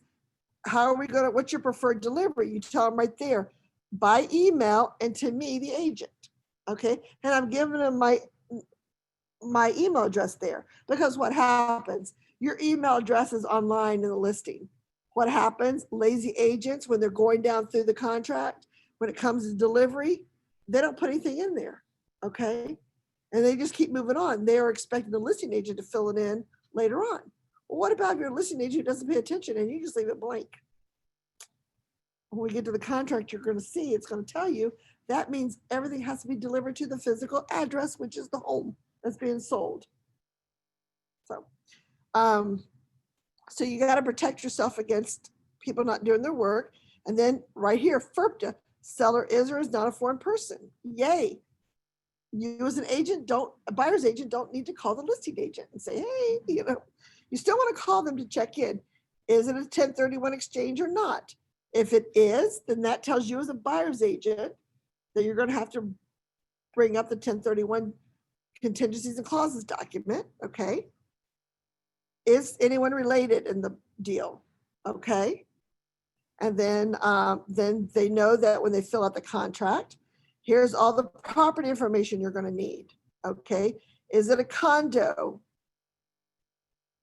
or a property owners association, which is an HOA? Here's the information you're going to need. Here's the utility information. Because nowadays it's not listed like it used to be, where it was very clear to see. It's just in a linear line. Cooling system, okay, electric, okay. Cooling, fuel, or cooling, air conditioning, and you're like, okay, electric, okay. You know, so you're reading through this linear line trying to figure out to fill this in. So having this, you just bring up your offer, and then you have this either printed out or on your computer, and you're just copying the stuff over. Now the part here, who the utility companies are, that's certainly a plus to give someone, to let them know. Knowing when trash pickup is a plus. Okay. All right, and then same with the conveyances. There's another thing. You're online trying to read what conveys, but those are not mandatory fields any longer. So what if an agent doesn't enter that information in? Okay, so then you're sitting there blowing up the pictures at home, trying to look through the kitchen, you know? You're like, is that a dishwasher? Is that a microwave, or is that a wall oven? I don't know if it has a disposal or not. I don't know if there's a refrigerator, ice maker or not, you know? So this is just awesome that replicates in the same order. Okay, and then, yes, It's the things that when you make an offer, you should be following the listing agent. If he's putting up these things or not, if you don't find them there, how is gonna know? right. So good question, Dina. Yes, the listing agent is supposed to get this in the listing agreement, right? We just saw this not too long ago from their client. The listing agent is supposed to replicate that in the MLS. But the way it's set up now, some of these fields are no longer mandatory to fill in. So, so appliances aren't necessarily a mandatory field. So then, so you're hoping they fill them in so you can figure it out. Or when you go through the home, you might have a brochure or something that details them out. Or it might all be jammed up in that agent remarks to the public. So you have to go through all those things. It takes time to figure this out. If a listing agent provides this to the buyer's agent, then it makes that offering process so much quicker, okay? And it helps clarify anything that may or may not be there. So you, for example, you might go into the house and you see the refrigerator has an ice maker at the front, but online it says there's no ice maker, okay? I would call the listing agent to make sure that wasn't a mistake, but it could just be that it was never plumbed in. So that it's capable to have an ice maker, it just doesn't have an ice maker, right? And then here's all the information that they need below to fill in your information. And it's a big thing when you get an offer from a buyer, and because they're already in DocuSign where they can easily input stuff, right? Once it comes to you as a PDF, you have to go in and drop and drag in text boxes in DocuSign to add in your license number and all that. But if the buyer's agent can do it for you because you've provided them the information and they're not too lazy to do it for you, it's a beautiful thing. It's done, it's there. Now, I always double check when I'm getting information from a buyer's agent. Even though they've provided me their information, I always go out to Deport and double check that they are in fact a licensed entity. I've found 2 cases where they weren't licensed. And one case was where it was a transaction coordinator who turns out was the one who shown the property, who the one who wrote the offer, forgot to remove their name. You know, so when I called MVAR, there's like, please let us know, please make a complaint so we can investigate that. And then seller preferred timing. So maybe your seller has a preferred timing. You know, they're in a new home build construction. I had an agent call me yesterday and said, I have a new seller who's buying a new home and they're due to have their home the end of February. Can they go, and they want to go on the market now, but they're going to need a rent back. So I explained the rent back process, 60 days max from those places. So we talked about strategy. So, or it could be that there's a sitting tenant. Okay, so an investor wants to sell a property and there's a tenant in the home. So, and the tenant doesn't get out of the property until April 30th, 2021. So someone who wants to live in the home may not be able to buy that home because of that situation. But someone who wants to be an investor may wish to buy that home because they've got a sitting tenant already there. Okay. So knowing the timing of a settlement's good to know when there is a specific, is there going to be a request for post-settlement? Any preferences, and is there septic system? So I love this document. I wish more agents would use it. A lot of agents just don't know about it. When would you deliver it? Like, when an agent comes to you and says, hey, I've got an offer, you're like, here's your book. Well, I put mine. So I put it with my documents, with my lead-based paint if required and my D-pour. And then when an agent calls me, I say, oh, by the way, I'm not sure if you've looked at the documents yet, but I've got the helpful information up there for you. Now, back in the day before we had this already detailed out, some of us used to do prepared an offer. For example, you might be on a team where you want it not sent to me, but sent to contracts at such. You know, when your team grows, you might want it a contract sent to contracts at, which means that it might be an email address that everybody on your team gets that email. So like this weekend on Saturday, Samantha is responsible for monitoring emails for the team.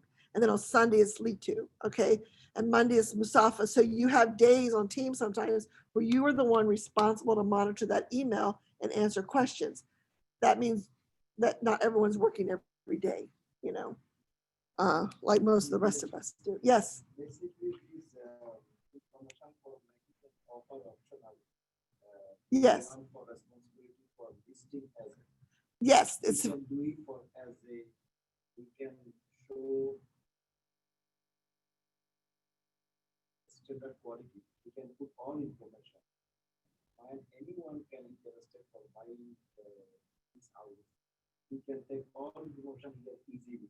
So he can offer, make offer for the right, house. right. And we can put this document for our document section. Right. Yes. So to reiterate, yes, this document is compiled by the listing agent to help the buyer's agent and the buyer make an offer to facilitate it. And yes, in Bright, you put it there under your document section and you just name it what it is. Information, you know, to help you. Yes, Mustafa. So if as a listing agent, if I make a mistake on property information, or buyer agent, copy. That's where the errors and omissions insurance comes in. But you're getting this from your seller though. Remember, your seller is signing the listing agreement, sharing this information with you. You're also replicating it in Bright. You're doing this sheet just to make it easier because it's so hard to read in Bright to decipher all those conveyances and get them right. It just makes this offering process so much easier. If any of you have ever written an offer without having that sheet handy, you know what I'm talking about. Okay, or even the practice you did or you're going to do for your homework. I agree. I love it when they have this sheet on there. It makes it so easy. It does, it does. Painful if not. I don't wear glasses yet, but I might have to start wearing them trying to read some of these listings. Okay, so anyway, so as a listing agent, you've done that. So now you're, hey guys, it's not a contract until it's consummated and ratified. So when you're first talking about it, it's an offer, okay? So there, and it tells you right here, date of offer. A contract means something's been solidified and agreed upon. Okay, so we're in the offer process. So the buyer's agent is facilitating the buyer to make an offer.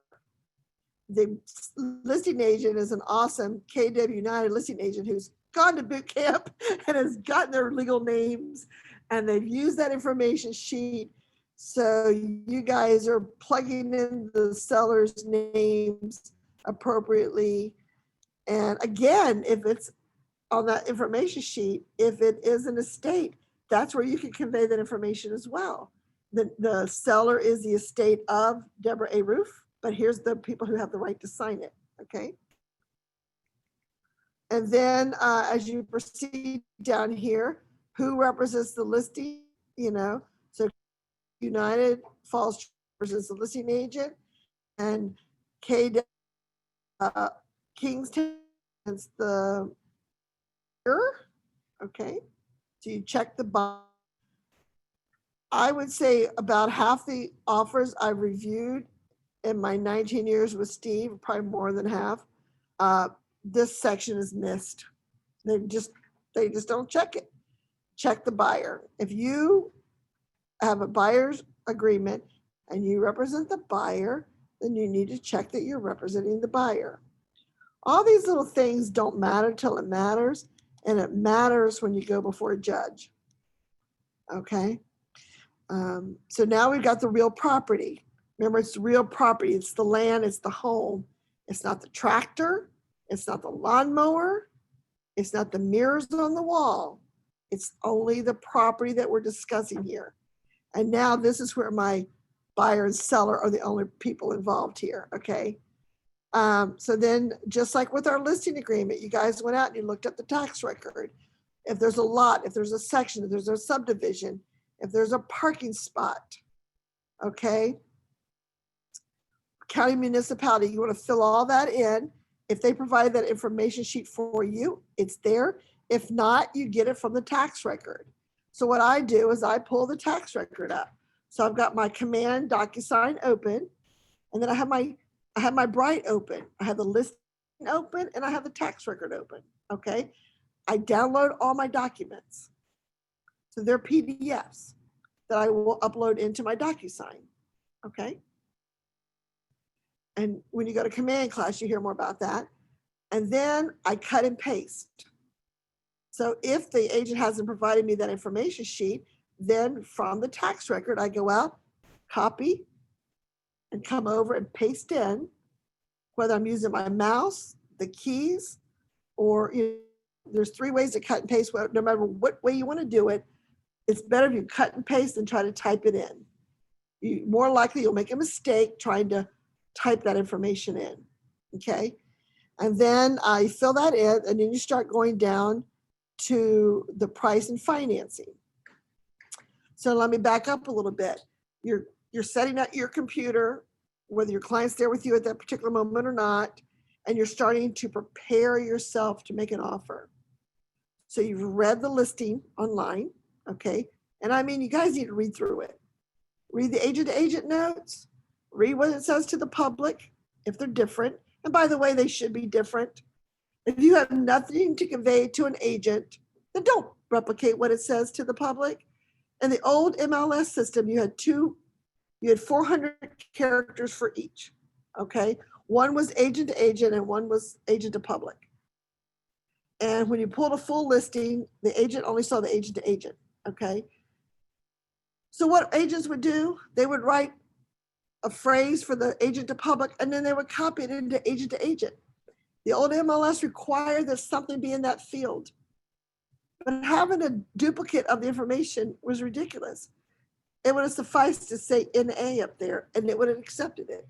There's nothing as an agent I need to convey to another agent that's not already in my listing. But it could be. Could be that there's a blind cat in the house. So when you go in, please be careful. The cat doesn't generally go outside, to be aware that there's a blind cat in the upstairs bedroom, for example. Something like that. Or have your clients follow all COVID protocols, or, whatever it is. That's an agent-to-agent remark. That means that it doesn't go out to the internet. The public never sees it. And honestly, guys, don't put combo codes. Do not put ringtone codes in your agent-to-agent remarks. You can do that in your show and time remarks, but don't do it in your listing. You know why? Because there's so many agents that don't realize when they're giving their clients copies of stuff that they cannot and should not, and you should never, ever, ever, ever, ever give your client an agent document. When you go to MLS and it pulls up, there's an agent view and there's a client view. Your clients get the client view because there could be private information in the agent view that the public should not see. So what if you're an agent who puts the ringtone code in there, the combo code, and they've given it to their client, and you've got an unscrupulous client who goes to the home, So, just be very careful what you're giving to your client. So what I like to do when I'm starting off a listing is I read the listing, and then I go to paragraph 39 of the offer, which is on page 51. So I've looked at the listing, okay? And the listing in one scenario is built before 1978, okay? So then therefore there should be at the minimum a lead-based paint disclosure in the documents, which I'm going to down check off in this right column over here. Yes, for lead-based paint disclosure. Okay. And if the seller's not exempt from the DPOR disclosure, then I download that and I go over here under residential properties and I check yes there.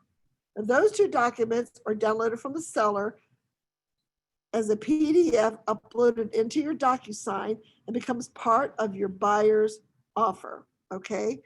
Then as I read down through and I see, for example, that the seller wants to do a 1031 exchange, then I know I might need contingencies and clauses. And we're not going to go into depth about that, but we're going to talk about that next week, the addenda. I might see that the seller needs a post-settlement occupancy agreement, and I would say yes, okay? Which means I have to pull in those extra documents, okay? Then, in conversation with my client, I know my client wants to do a home inspection and radon. So I'm going to need that document, and I say yes, okay? Then I've got the lender letter from my client in a PDF, specified for the property that we're purchasing, for the sales price we're offering. And I'm going to upload that into my DocuSign as well, because that becomes part of my offer. And I can see what type of loan they're getting. So then I know that I have to choose conventional for financing, or I'm choosing this one, which is VA, FHA, USDA, okay? If it's going to be a VHDA, then you check yes here on other, and then you type in VHDA, okay? If I'm making an offer to an agent within Keller Williams United, then here I would say yes. And over here it would be disclosure of representation, right? The representation document, okay? So then this is where I start to build up my folder in DocuSign, what I want to send out, okay? So I go to this is a Virginia offer. So I go to my Virginia buyers folder, and then I can choose what documents I need from there. Because your buyer does not need a FHA, a VA, and a conventional financing addendum. They use the one addendum. I'm gonna fuck her up. Can you guys mute? Hello? Can someone mute? Thank you. Okay. Thank you. Okay, so that's where we start with. That's where I like to start with. And then I know what I need. So then my offer is document 1, okay? And then the rest of my documents, with the exception of my lender letter and perhaps a copy of the earnest money, if you have a copy of an earnest money check. Then I go through here and know how many documents I need. So as I pull my documents in, it's like it's my fail safe, if you will. So then I say, okay, I've got my home inspection, and I usually kind of organize them in the same order as here. And then I have that as where I start working from. So I start on my offer. So as you go back up here, because as you're starting, you need to know what this paragraph 2, pricing and financing, most of this information is coming from somebody else. Well, all of it really. It's coming from the lender and the client in consort with you discussing offer price with them. Okay. So if the conventional lender letter says 20% down and you're making an offer on a property for $600,000, how much money is going down? 20%, right? Because you have a percentage area over here, then you can just put 20%. You don't have to do the money. Do not do both. See that word or in here? It's the amount or an or. So people, sometimes agents will call me and say, I have no idea what the percentage is because the lender just told me they have to put so much money down. I said, it's a mathematical calculation. And then I explained to them, we figure out the percentage. And sometimes it's a weird percentage, because they just round it up. So if it's 19.99, it's 20%, it's 20%. Or I say, go to the lender and ask what the percentage is. Okay, so the down payment, what the percentage. So if it's a 20% conventional, then you come over here in the first trust, if it's applicable. And where would a first trust not be applicable? Cash. Where would a loan program not be applicable? Cash. So if someone is not using a loan program, you do other and you say cash. Okay. So that, but if it's a first trust, and then by the way, if it's cash, then the down payment is zero. There's no down payment. They're bringing all cash to the table. So the first trust then would be 80% here, 20% for down payment, 80% first trust. There's no second trust, you leave it blank. There's no seller held trust, which means the seller's not financing anything. So then the total financing, okay, is category B added up. For this case, it would be 80% here because 20% is not financed. And so it's just these three added up. So if it's 80 plus 0 plus 0, it's 80. Then you have your sales price here. And then if you're going to ask for seller subsidy, which is a credit to the buyer that the seller is paid, you either do it as a flat fee or a percentage. Now, some people arbitrarily throw out 3%, and that's great, and the seller agrees to it. But what about if their closing costs aren't quite 3%? Okay. When it comes to that point in time, we'll talk about that later on how you can help make that happen. Yes, Michael. I have a question. If we put 20% down payment, then the buyer changes his mind to 10. Good question. Michael's question is, we put 20% down payment and then the buyer changes his mind. We're going to get that in a few minutes because that's changing your financing. So this offer is the way you're making the offer. And if it's ratified, paragraph 2 is the offer and it must stay that way unless the seller agrees to it. A buyer cannot arbitrarily change their mind and keep their contingencies in place without seller's approval. Okay, that's the short answer. Okay, all right, so seller subsidy. So again, flat fee or percentage. Even if you use all percentages over here and you can use a flat fee here. So where you determine that amount was you might reach out to the title company and find out on this particular home at this particular price point and the lender, and the lender probably has it on your client's estimated closing cost sheet, which they have to provide to them. What do they project as the estimated closing cost?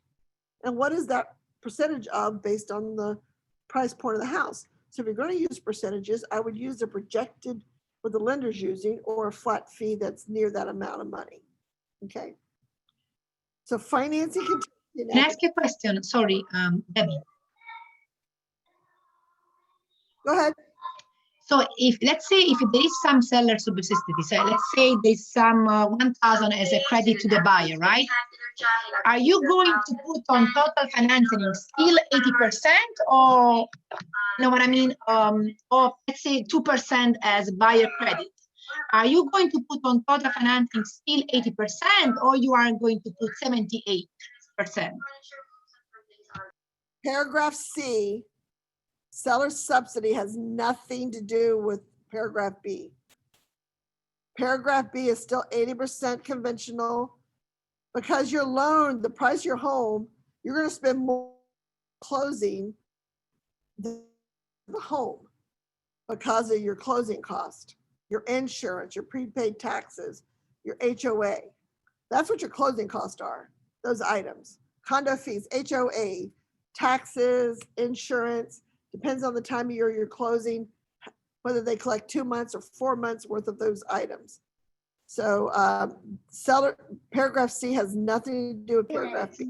Okay, thank you. So it's separate. Okay, good. That was just a video. Okay.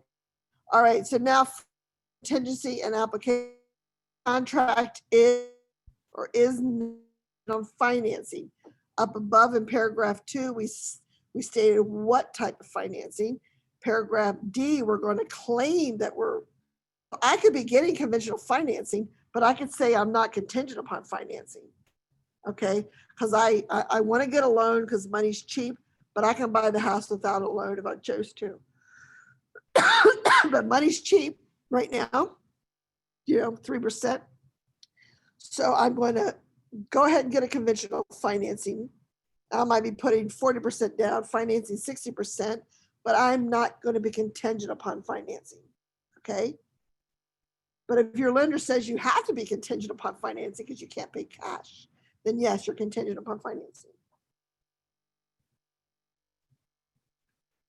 Okay, so then it says, if this contract is contingent on financing, buyer will make written application for the financing and any lender required property insurance no later than 7 days after ratification.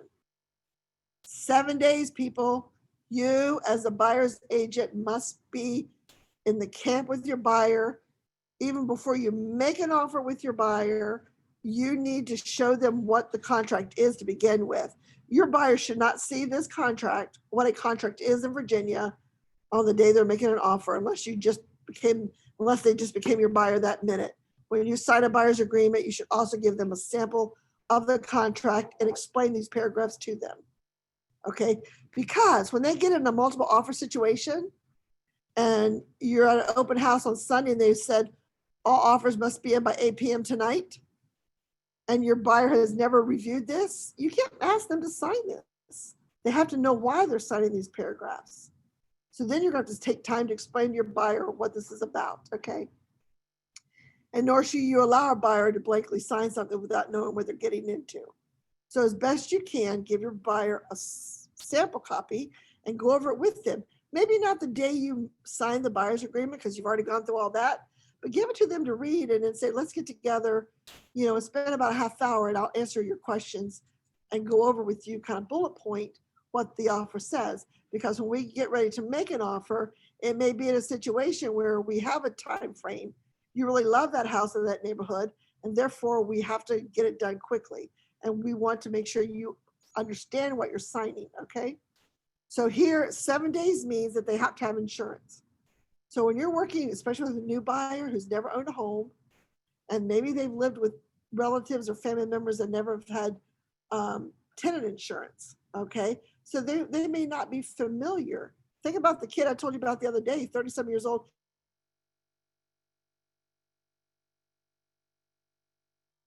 Knows what these things are. So we have to say to our buyer, in the financing paragraph right here, this is part of the condition of you getting this offer. You have to make sure that this stuff is a done deal between you and the lender. In order for it to be a done deal, you have to provide the lender with every documentation they want from you. So let's start working on that now. Let's get the moment I sign the buyer's agreement with them, I already have them pulling together their tax records and their pay stubs and their bank statements. I say your lender's going to ask you for this information, and you may very well have to update them. Okay, because they're going to ask it for you now, but you may not buy for 3 months. They'll want an updated, as you get closer to selling. I also say, who do you have car insurance with?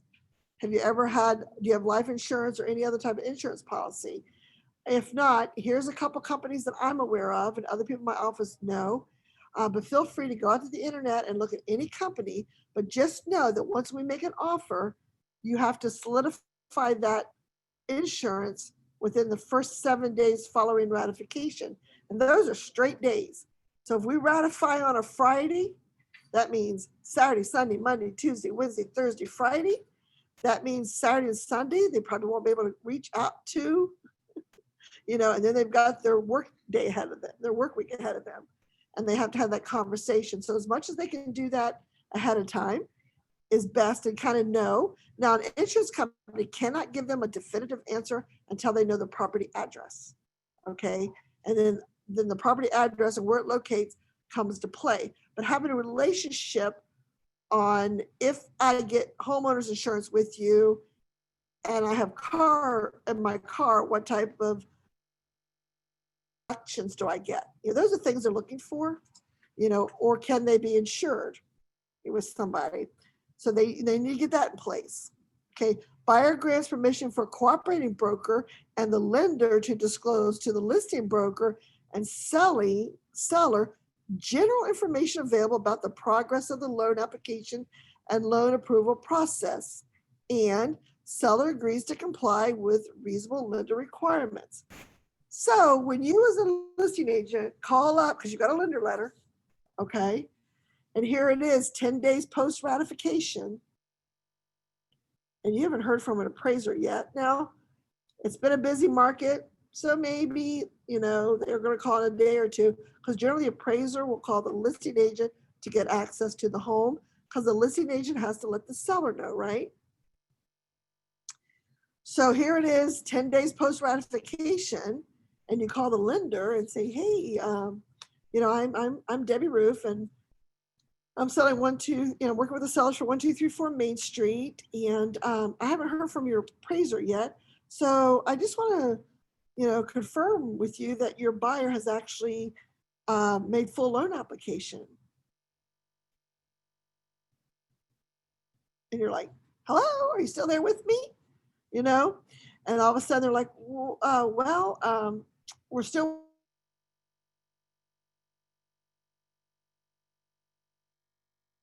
The buyer is actually in violation of their financing, right?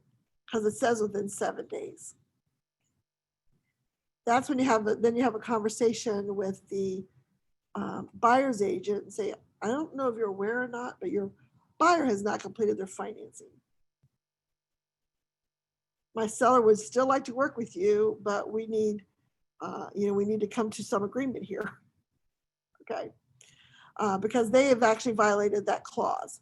So as a buyer's agent, you need to be working in concert with the lender and your buyer to make sure they've got this stuff done. You know, be that coach, be that motivator, be that encourager to make sure they've got it done.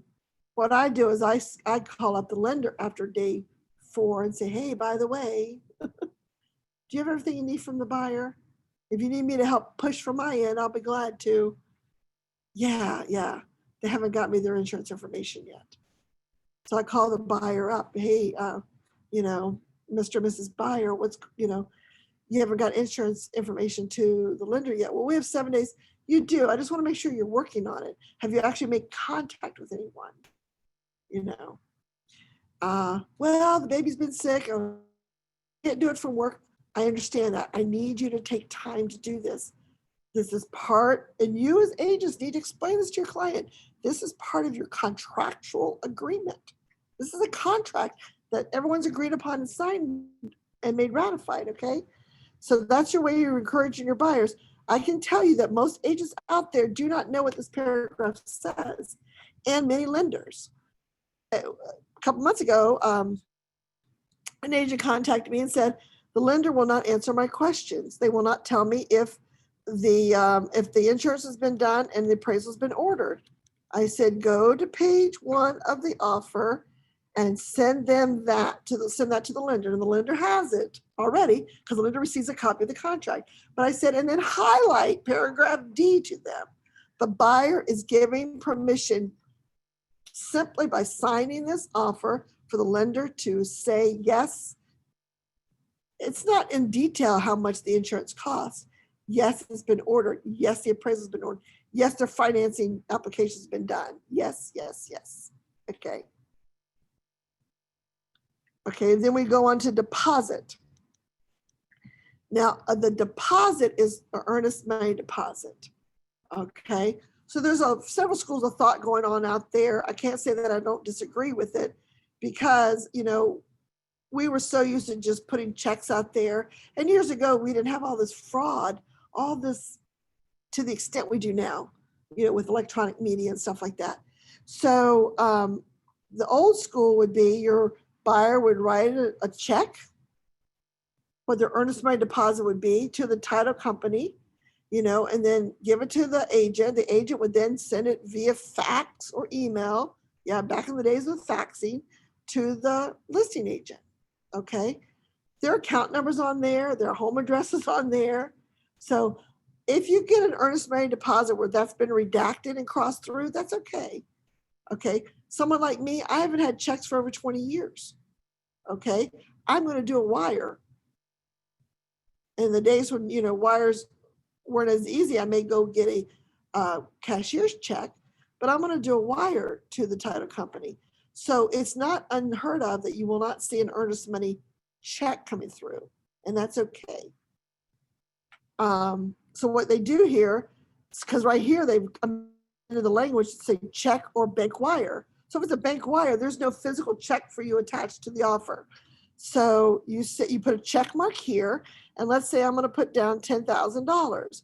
So 1 0, comma 0 0 0 period 0 0. $10,000 is my earnest money wire. Okay. Now this confuses a lot of people. If the money is ready and able and willing to be sent within 2 to 3 days, then you skip that second line in its entirety. You go down to the third line and you say held by the title company that the buyer is using. So let's say Universal Title Kingstown. Okay. And then we're going to say buyer has or will deliver. So they haven't wired any funds to Universal Title.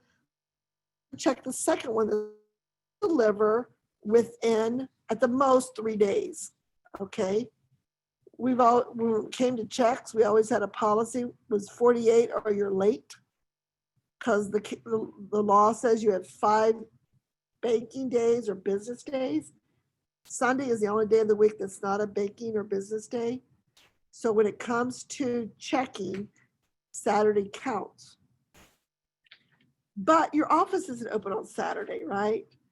But now we're using the title companies. They're not open on Saturday, Sunday either, nor are they open on holidays. So people weren't open yesterday. The mail didn't run yesterday. The banks weren't open yesterday.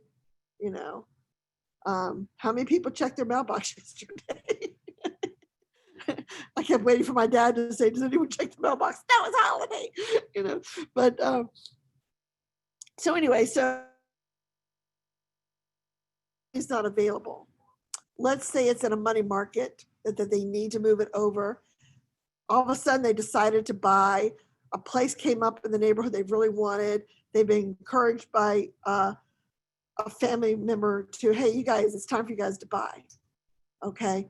So they've been encouraged by someone to buy their first property. And so they have the money. The lender says they're fine. They have the 10 grand for the EMD, but it's not in their checking account right now. It's in a money market, or they're going to take a loan against their 401k, or it could be a gift letter coming from somebody. So the money's not in their account right now, that it cannot be sent to the title company from their account in the next 3 days. So then they have to do a promissory note. So it could say that's when you use this line here, that $10,000. So you wouldn't use the first line at all. In this case, you would say $10,000 by note due and payable on, and there's a promissory note document that you would have to also use. So let's say that I call up the money market people and they say, well, it's 7 business days. Okay. So then you would have to extrapolate out and add a few. So you might have 10 business days, and you would put that in here. That means the money has to be transferred from that account into your personal checking account and then paid out over to the title company. Okay. It's very rare that you see that filled in, but it's when you're doing strictly with check or wire, you skip that whole second line. It does not get filled in at all. So you would do 10,000 here, universal title here, will be delivered in 3 days here. Okay. Huh? I've only seen 2 in 19 years. Seen it over and looked over. And both occasions, it was the gift money coming from a parent. Is there a difference between escrow agent and the title company? Escrow agent. So escrow agent is someone's holding the money. So Keller Williams, United Falls Church or Kingstown or Fredericksburg can also be the escrow agent, but we don't like to do that any longer. We don't want our market center involved in collecting and dispersing that money. The reason is what happens, for example, let's say someone's going to come in and put $50,000 down as a down payment and on their earnest money deposit rather. They're going to put $50,000 down on earnest money deposit. So the buyer collects it and it goes to the buyer's broker. Okay. So, you know, Keller Williams Realty or KW United Kingstown, the MCA here, Ozzy, she has to deposit that money into an escrow account for the office, and it's $50,000. Okay. But the commissions only total $30,000 for the total commission or what the office gets. So that means that Ozzy's holding money more than the office commission is. So if Keller Williams King $1,000 in commission, we're actually holding $20,000 more than is rightly due the office. So then the office has to then return that $20,000 to the title company. So it takes extra time and effort for our market center administrators to do that. And they have so much other things they have to be involved in. So having the money go straight to the title company is the safest and best way to do that. It avoids them being out of town or out sick when they're the only person that in the office that processes those checks. They're the CFO of our company, your market center administrators. And so they're responsible for all things financial. So it's a beautiful thing that we use our partners or any title company. So whatever title company your buyer is going to use, that's where you want the money to go to. Okay. Now, every now and again, a seller may say that they want the money going to their title company. Now, a buyer can choose their title company. It doesn't mean that's where, you know, their escrow money needs to go. So, every now and again, you'll run into a seller who's been burned by a title company for whatever reason. If I don't know a title company, if I represent a seller, I'll probably still have Universal Title do my seller side, just as an extra eyes and ears on the process, especially if either I don't know the title company that the buyer's using, or I know that they're not a good title company that let things fall through the cracks. So I want someone to be watching the process for me as well and my client. Okay. So on to this paragraph here. It says, if the escrow agent is a Virginia real estate licensee, a broker, direct the escrow agent to place account by the end of the 5th business day. And that's another reason we don't like to use the office, because then we're really defined to that. Okay. So, you got your business days there. So if you're an agent who doesn't, you or your client doesn't get the deposit to the office until the 5th banking day. And what about if Ozzy's out sick that day or out of the office at a meeting? Okay. In true essence, the office has then violated the depository law. That's why we've always said when we were the one collecting the checks, 48 a year late, that gave the office that cushion to get those checks in. But now that we sent them to the title company, that headache's been relieved off of the staff for that very reason. Deposits will be placed in an escrow account of escrow agent after date of ratification in conformance with the laws of the regulations of Virginia, and or if a VA financing applies as required by Title 30 of the U.S. Code. This account may be interest bearing and all parties waive any claimed interest resulting from deposit. Years ago, if you put an interest-bearing account, that means you had to give the person who put the money there the interest that it earned. Well, it doesn't earn anything anymore. It's in there such a little bit of time, but in a whole, when you have a lot of money coming into an account, the account may earn a little bit of interest. It's pennies. It's truly pennies. But you have to count for every penny of it. But now they waive the right to that money. Okay? Yes. For the buyer buyer, 20% off, but what is this, you know, we can do that, how many percent? The EMD? Okay, the EMD can be whatever it is. It can be at 1% to 3%. In Northern Virginia, people have always said, oh, it should be between 1% and 3%. I was talking to a Fredericksburg agent. She goes, we've had deals in the past where no one makes any EMD offer, or it's $100, you know? She goes, but because the market is shifting, a lot of people are moving from Northern Virginia into Fredericksburg and Stafford and down that way to get out of the city, these people are coming down making these huge EMD offers. So for the agents down there, their clients are having to start to compete, making these larger EMD offers.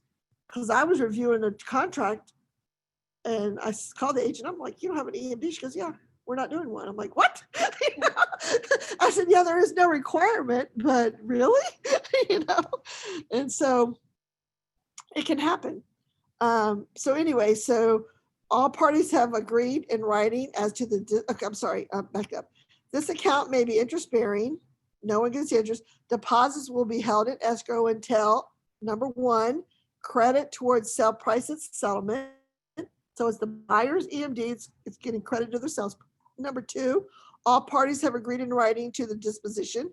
So if it goes to a voided contract based on home inspection, based on HOA, we voided the contract and we've done the release of deposit and we say the buyer gets all the money back. That's that example there. Number three, a court of competent jurisdiction orders disbursement and all appeal periods have expired. So that's where the buyer voids the contract where they don't have a right to void the contract. And then the seller won't let them out of the deal. The seller wants their money. The buyer doesn't want to give it up. We have to go to court. At some point, when all the appeals are done, the court will then say to the title company or the escrow agent hold the money, here is who you disperse that money to. Here's a court order saying 100% goes to the seller or 50% goes to the seller, 50% goes to the listing agent, 50% goes to the buyer, or 25 to the buyer and listing agent. 100% of it's dispersed, nothing goes. Because the agencies can still make claim against that money. They did work, they should be compensated. Okay, and then 4, disposed of any other manner authorized by law, seller and buyer agree that the escrow agent will have no liability to any party on account of the disbursement of deposit or any account of failure to disperse deposit, except in the event the escrow agent is negligent or misconduct. So I can't go up to David Robertson and say, hey, David, you know, we've known each other for, 15 years. And my buyer's a good guy. They need their money. Can you just, disperse it? It's okay, David. David's like, Deb, you know better than that. I cannot do it, will not do it. Okay. If you ever run into someone who says they will, run. They're going to cheat you. They're going to cheat your client. They're going to cheat everybody around them. They're cheaters. Okay. There are escrow companies out there. And that's why if I don't know them, that's why if I'm not sure who they are, or I do know their reputation, because their reputation gets around, I still have my clients go with Universal just to cover themselves, to make sure that we're on the up and up, okay? When the market's good, you see title companies pop up a lot, right, Samantha? An attorney gets their settlement agency authorization from the state. They connect with a title entity, Stewart or All-American, and they start doing. That doesn't necessarily mean it's something they do on a regular basis and really know the law. So you got to be careful about that. So settlement, seller and buyer will make full settlement in accordance with the terms of this contract at settlement on or with mutual consent before on a date. So the buyer's agents call the selling agent. When would your seller like to settle? Oh, we're good with December 15th. And you say, okay, is that a weekend? Let me just see. Yeah, okay, that's Tuesday. You talk to your buyer. You okay with that date? Yes, we're all fine with that date and we put it in there. It could be a situation where the buyer knows that they've gotten permission from their landlord to be out on the weekend of the 5th. So the buyer may say, no, we really need settlement on the 4th. Have to vacate our property by the 5th. So that's where it becomes, start the negotiations back and forth. Okay. Yes. If you settle the date to be closed, like 10, suddenly seller would like to change the date. In that case, how are we gonna? So if you've chosen the 10th, or let's just go back to so the 10th is on Thursday, so December 10th. You chose December 10th as a settlement day, and all of a sudden the seller, for whatever reason, needs to change that and wants to extend settlement, okay? Well, that involves the lender and the buyer's ability to be able to move in or out accordingly. So that's a conversation that has to take place. So then the listing agent needs to contact the buyer's agent and say, my seller wants to change settlement date to move it up till the next week. They want to move it up to the 17th or the 15th for whatever reason. They can't get a moving truck or whatever it is, okay? At that point, several things can happen. If the lender agrees and the buyer's okay with their own situation, the buyer can offer a rent back to the sellers to still close on the 10th, but rent back. Or if the buyer's okay with it, the lender would prefer they not do a rent back, then they can fully move settlement by an amendment, an addendum to the contract saying that the settlement will now be on the 17th, on or before. Okay. There's a couple ways depending on the situation. Okay. In Virginia, Maryland, and DC, all three, when we have a settlement date here, it is a date. It is a date on the calendar. It's a date in the schedule. It's not like California where you come to an agreement on a few pieces of paper, or like on HGTV and you see people say, oh, we're going to in August. See, when we choose a date, it's in the contract. It says on or before or with mutual agreement, okay, that it can be changed. Other states have different rules. So sometimes you have a seller or buyer coming from a different state and they really don't realize this. It's your job as agents to make sure they understand that is the date of settlement. That is the date that they need to be. You have to be out of the home before that date, at least the day before. Because once we go to the settlement table, it is no longer your home, okay? I had a client and the buyers drove by 3 days before closing and called their agent, who called me and said, nothing's changed. Everything we can see in the windows and everything's still in the house. Nothing's changed. Are they moving? And they called me and I called my client up who, like, she was the one who had been the agent 10 years before. I'm like, you haven't started moving? Nothing's packed up? She goes, oh, yeah, we'll get to it. When are we closing again? I'm like, 3 days? We just had this conversation, a couple days ago. I even reminded her to get the utilities changed, And so she goes, well, yeah, my son and his friends are supposed to be here. I'm like, no, not supposed to. You need to make sure if they're not gonna be there, you've engaged a moving company. You have to be out of the house the day before closing. And the house needs to be broom swept and empty of all your stuff, And again, I was shocked that I had to do that. So it was a lesson for me to teach you guys. Sometimes we need people we think get it, don't get it, okay? She is from Virginia. It wasn't like she was from a different state and wasn't used to the law. And I did go over it with her, during the contract process. So, memories. In this case, like the lender has to approve the moving date.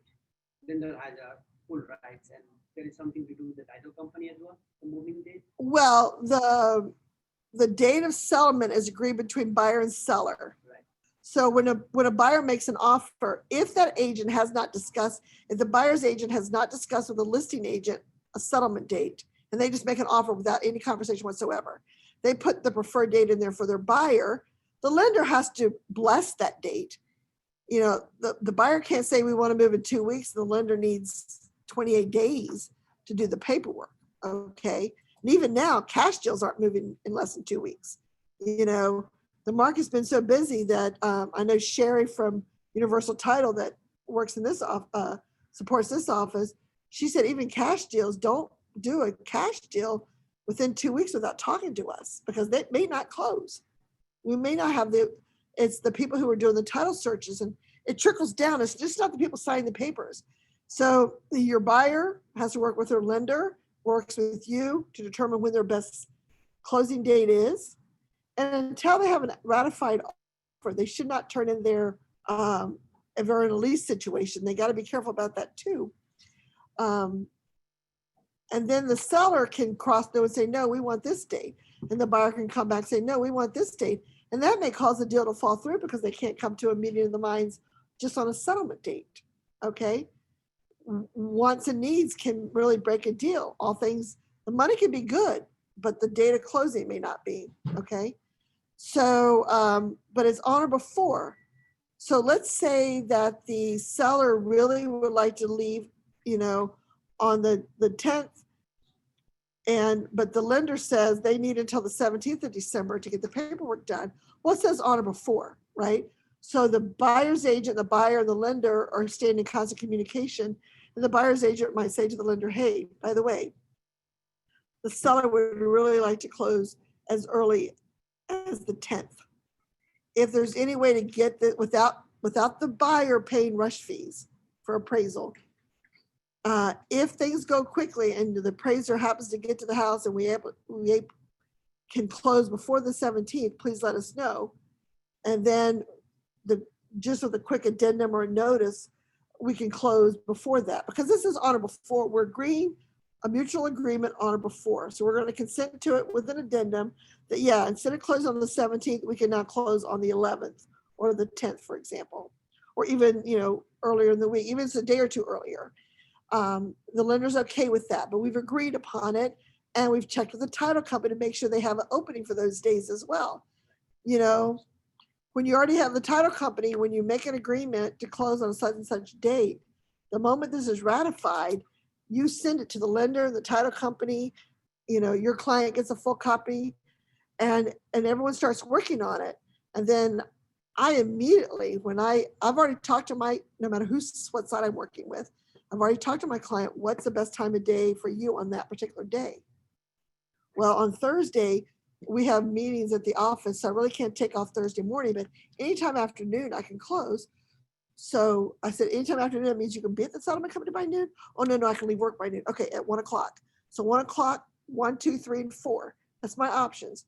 So the moment I send this over to Robertson and his team, Paul's Church, I would, here's my client's contract for such and such property. We're closing on, you know, Thursday, December 17th. My clients would like to close at 1 o'clock is our preferred time. Please let me know if that's available. They may come back and say, 1's not available, but 2 and 4 are. Great, give me 2.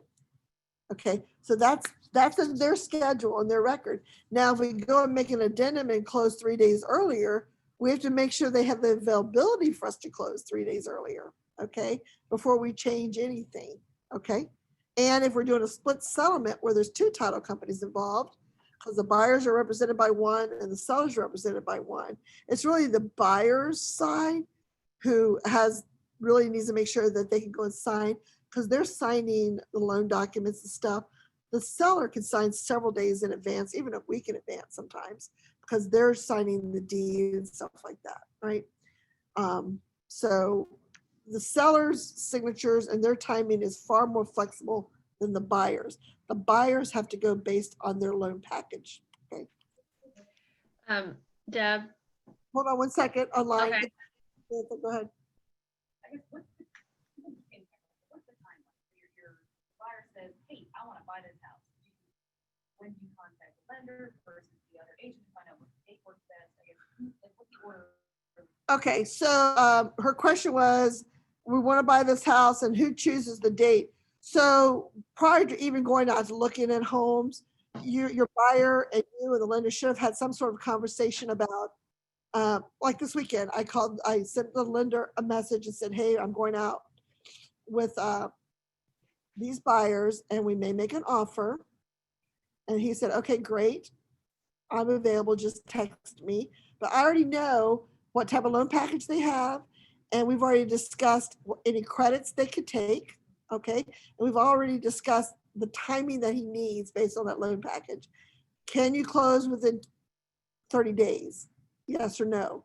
Do you need 45 days? So FHA or VA, they might say they need 45 days. If it's a credit union, they might tell you right now, we need 45 days to close, okay? So you've already had those conversations.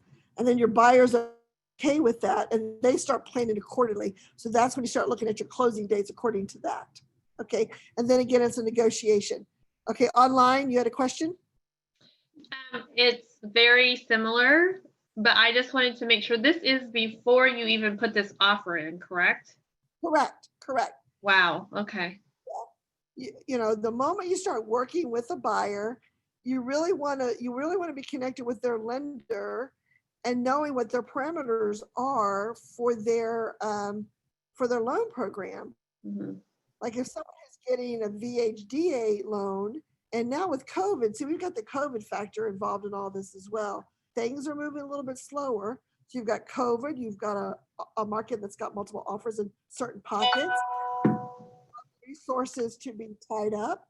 And so it's a trickle down effect that, you know, the abstractor has to go out to do certain things. The underwriters are tied up. The appraisers are tied up. So like I had my listing in Arlington, I had some months back.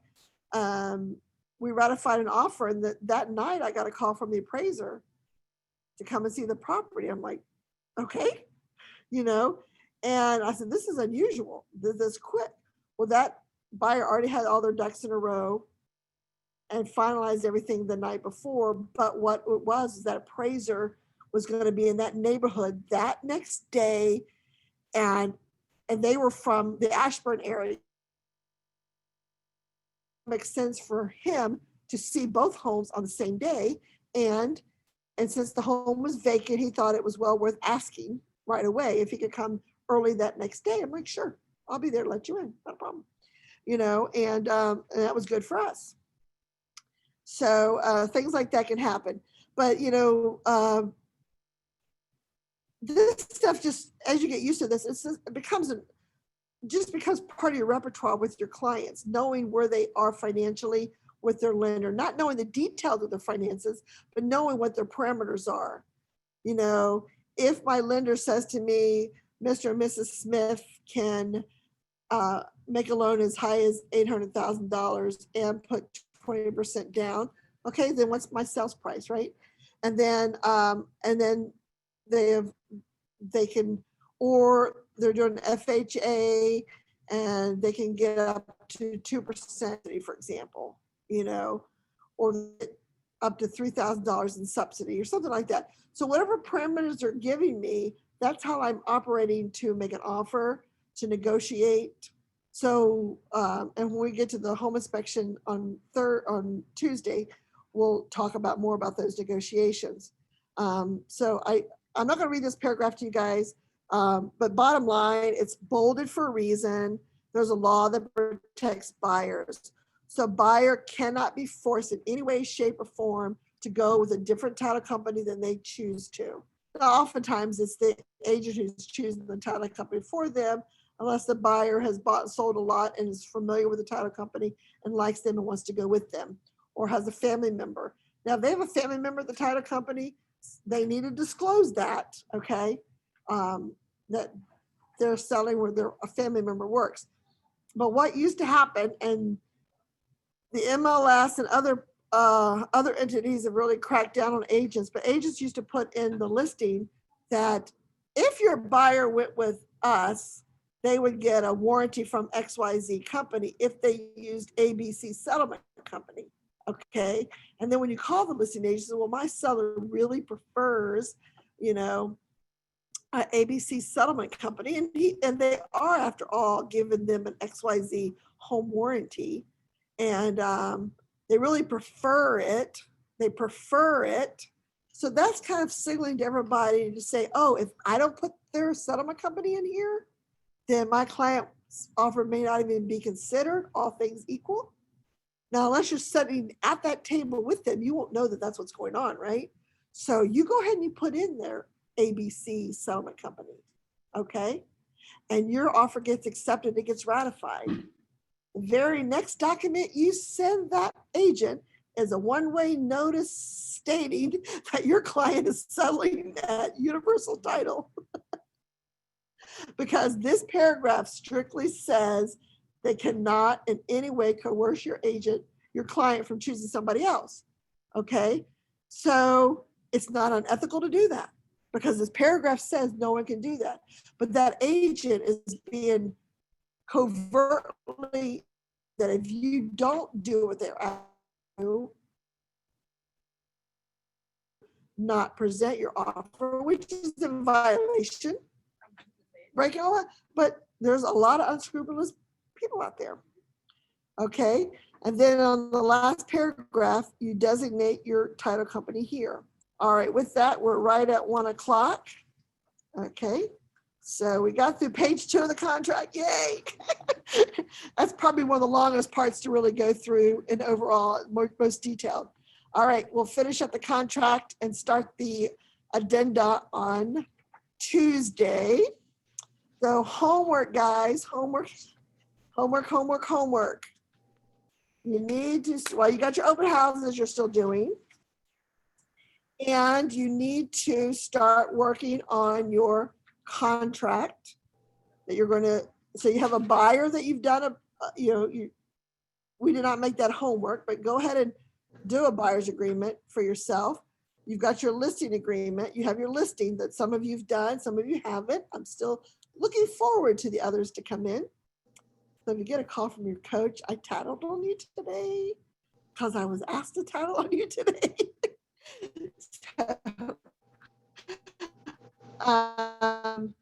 So you've got your listing agreement, you have a buyer. So start putting in.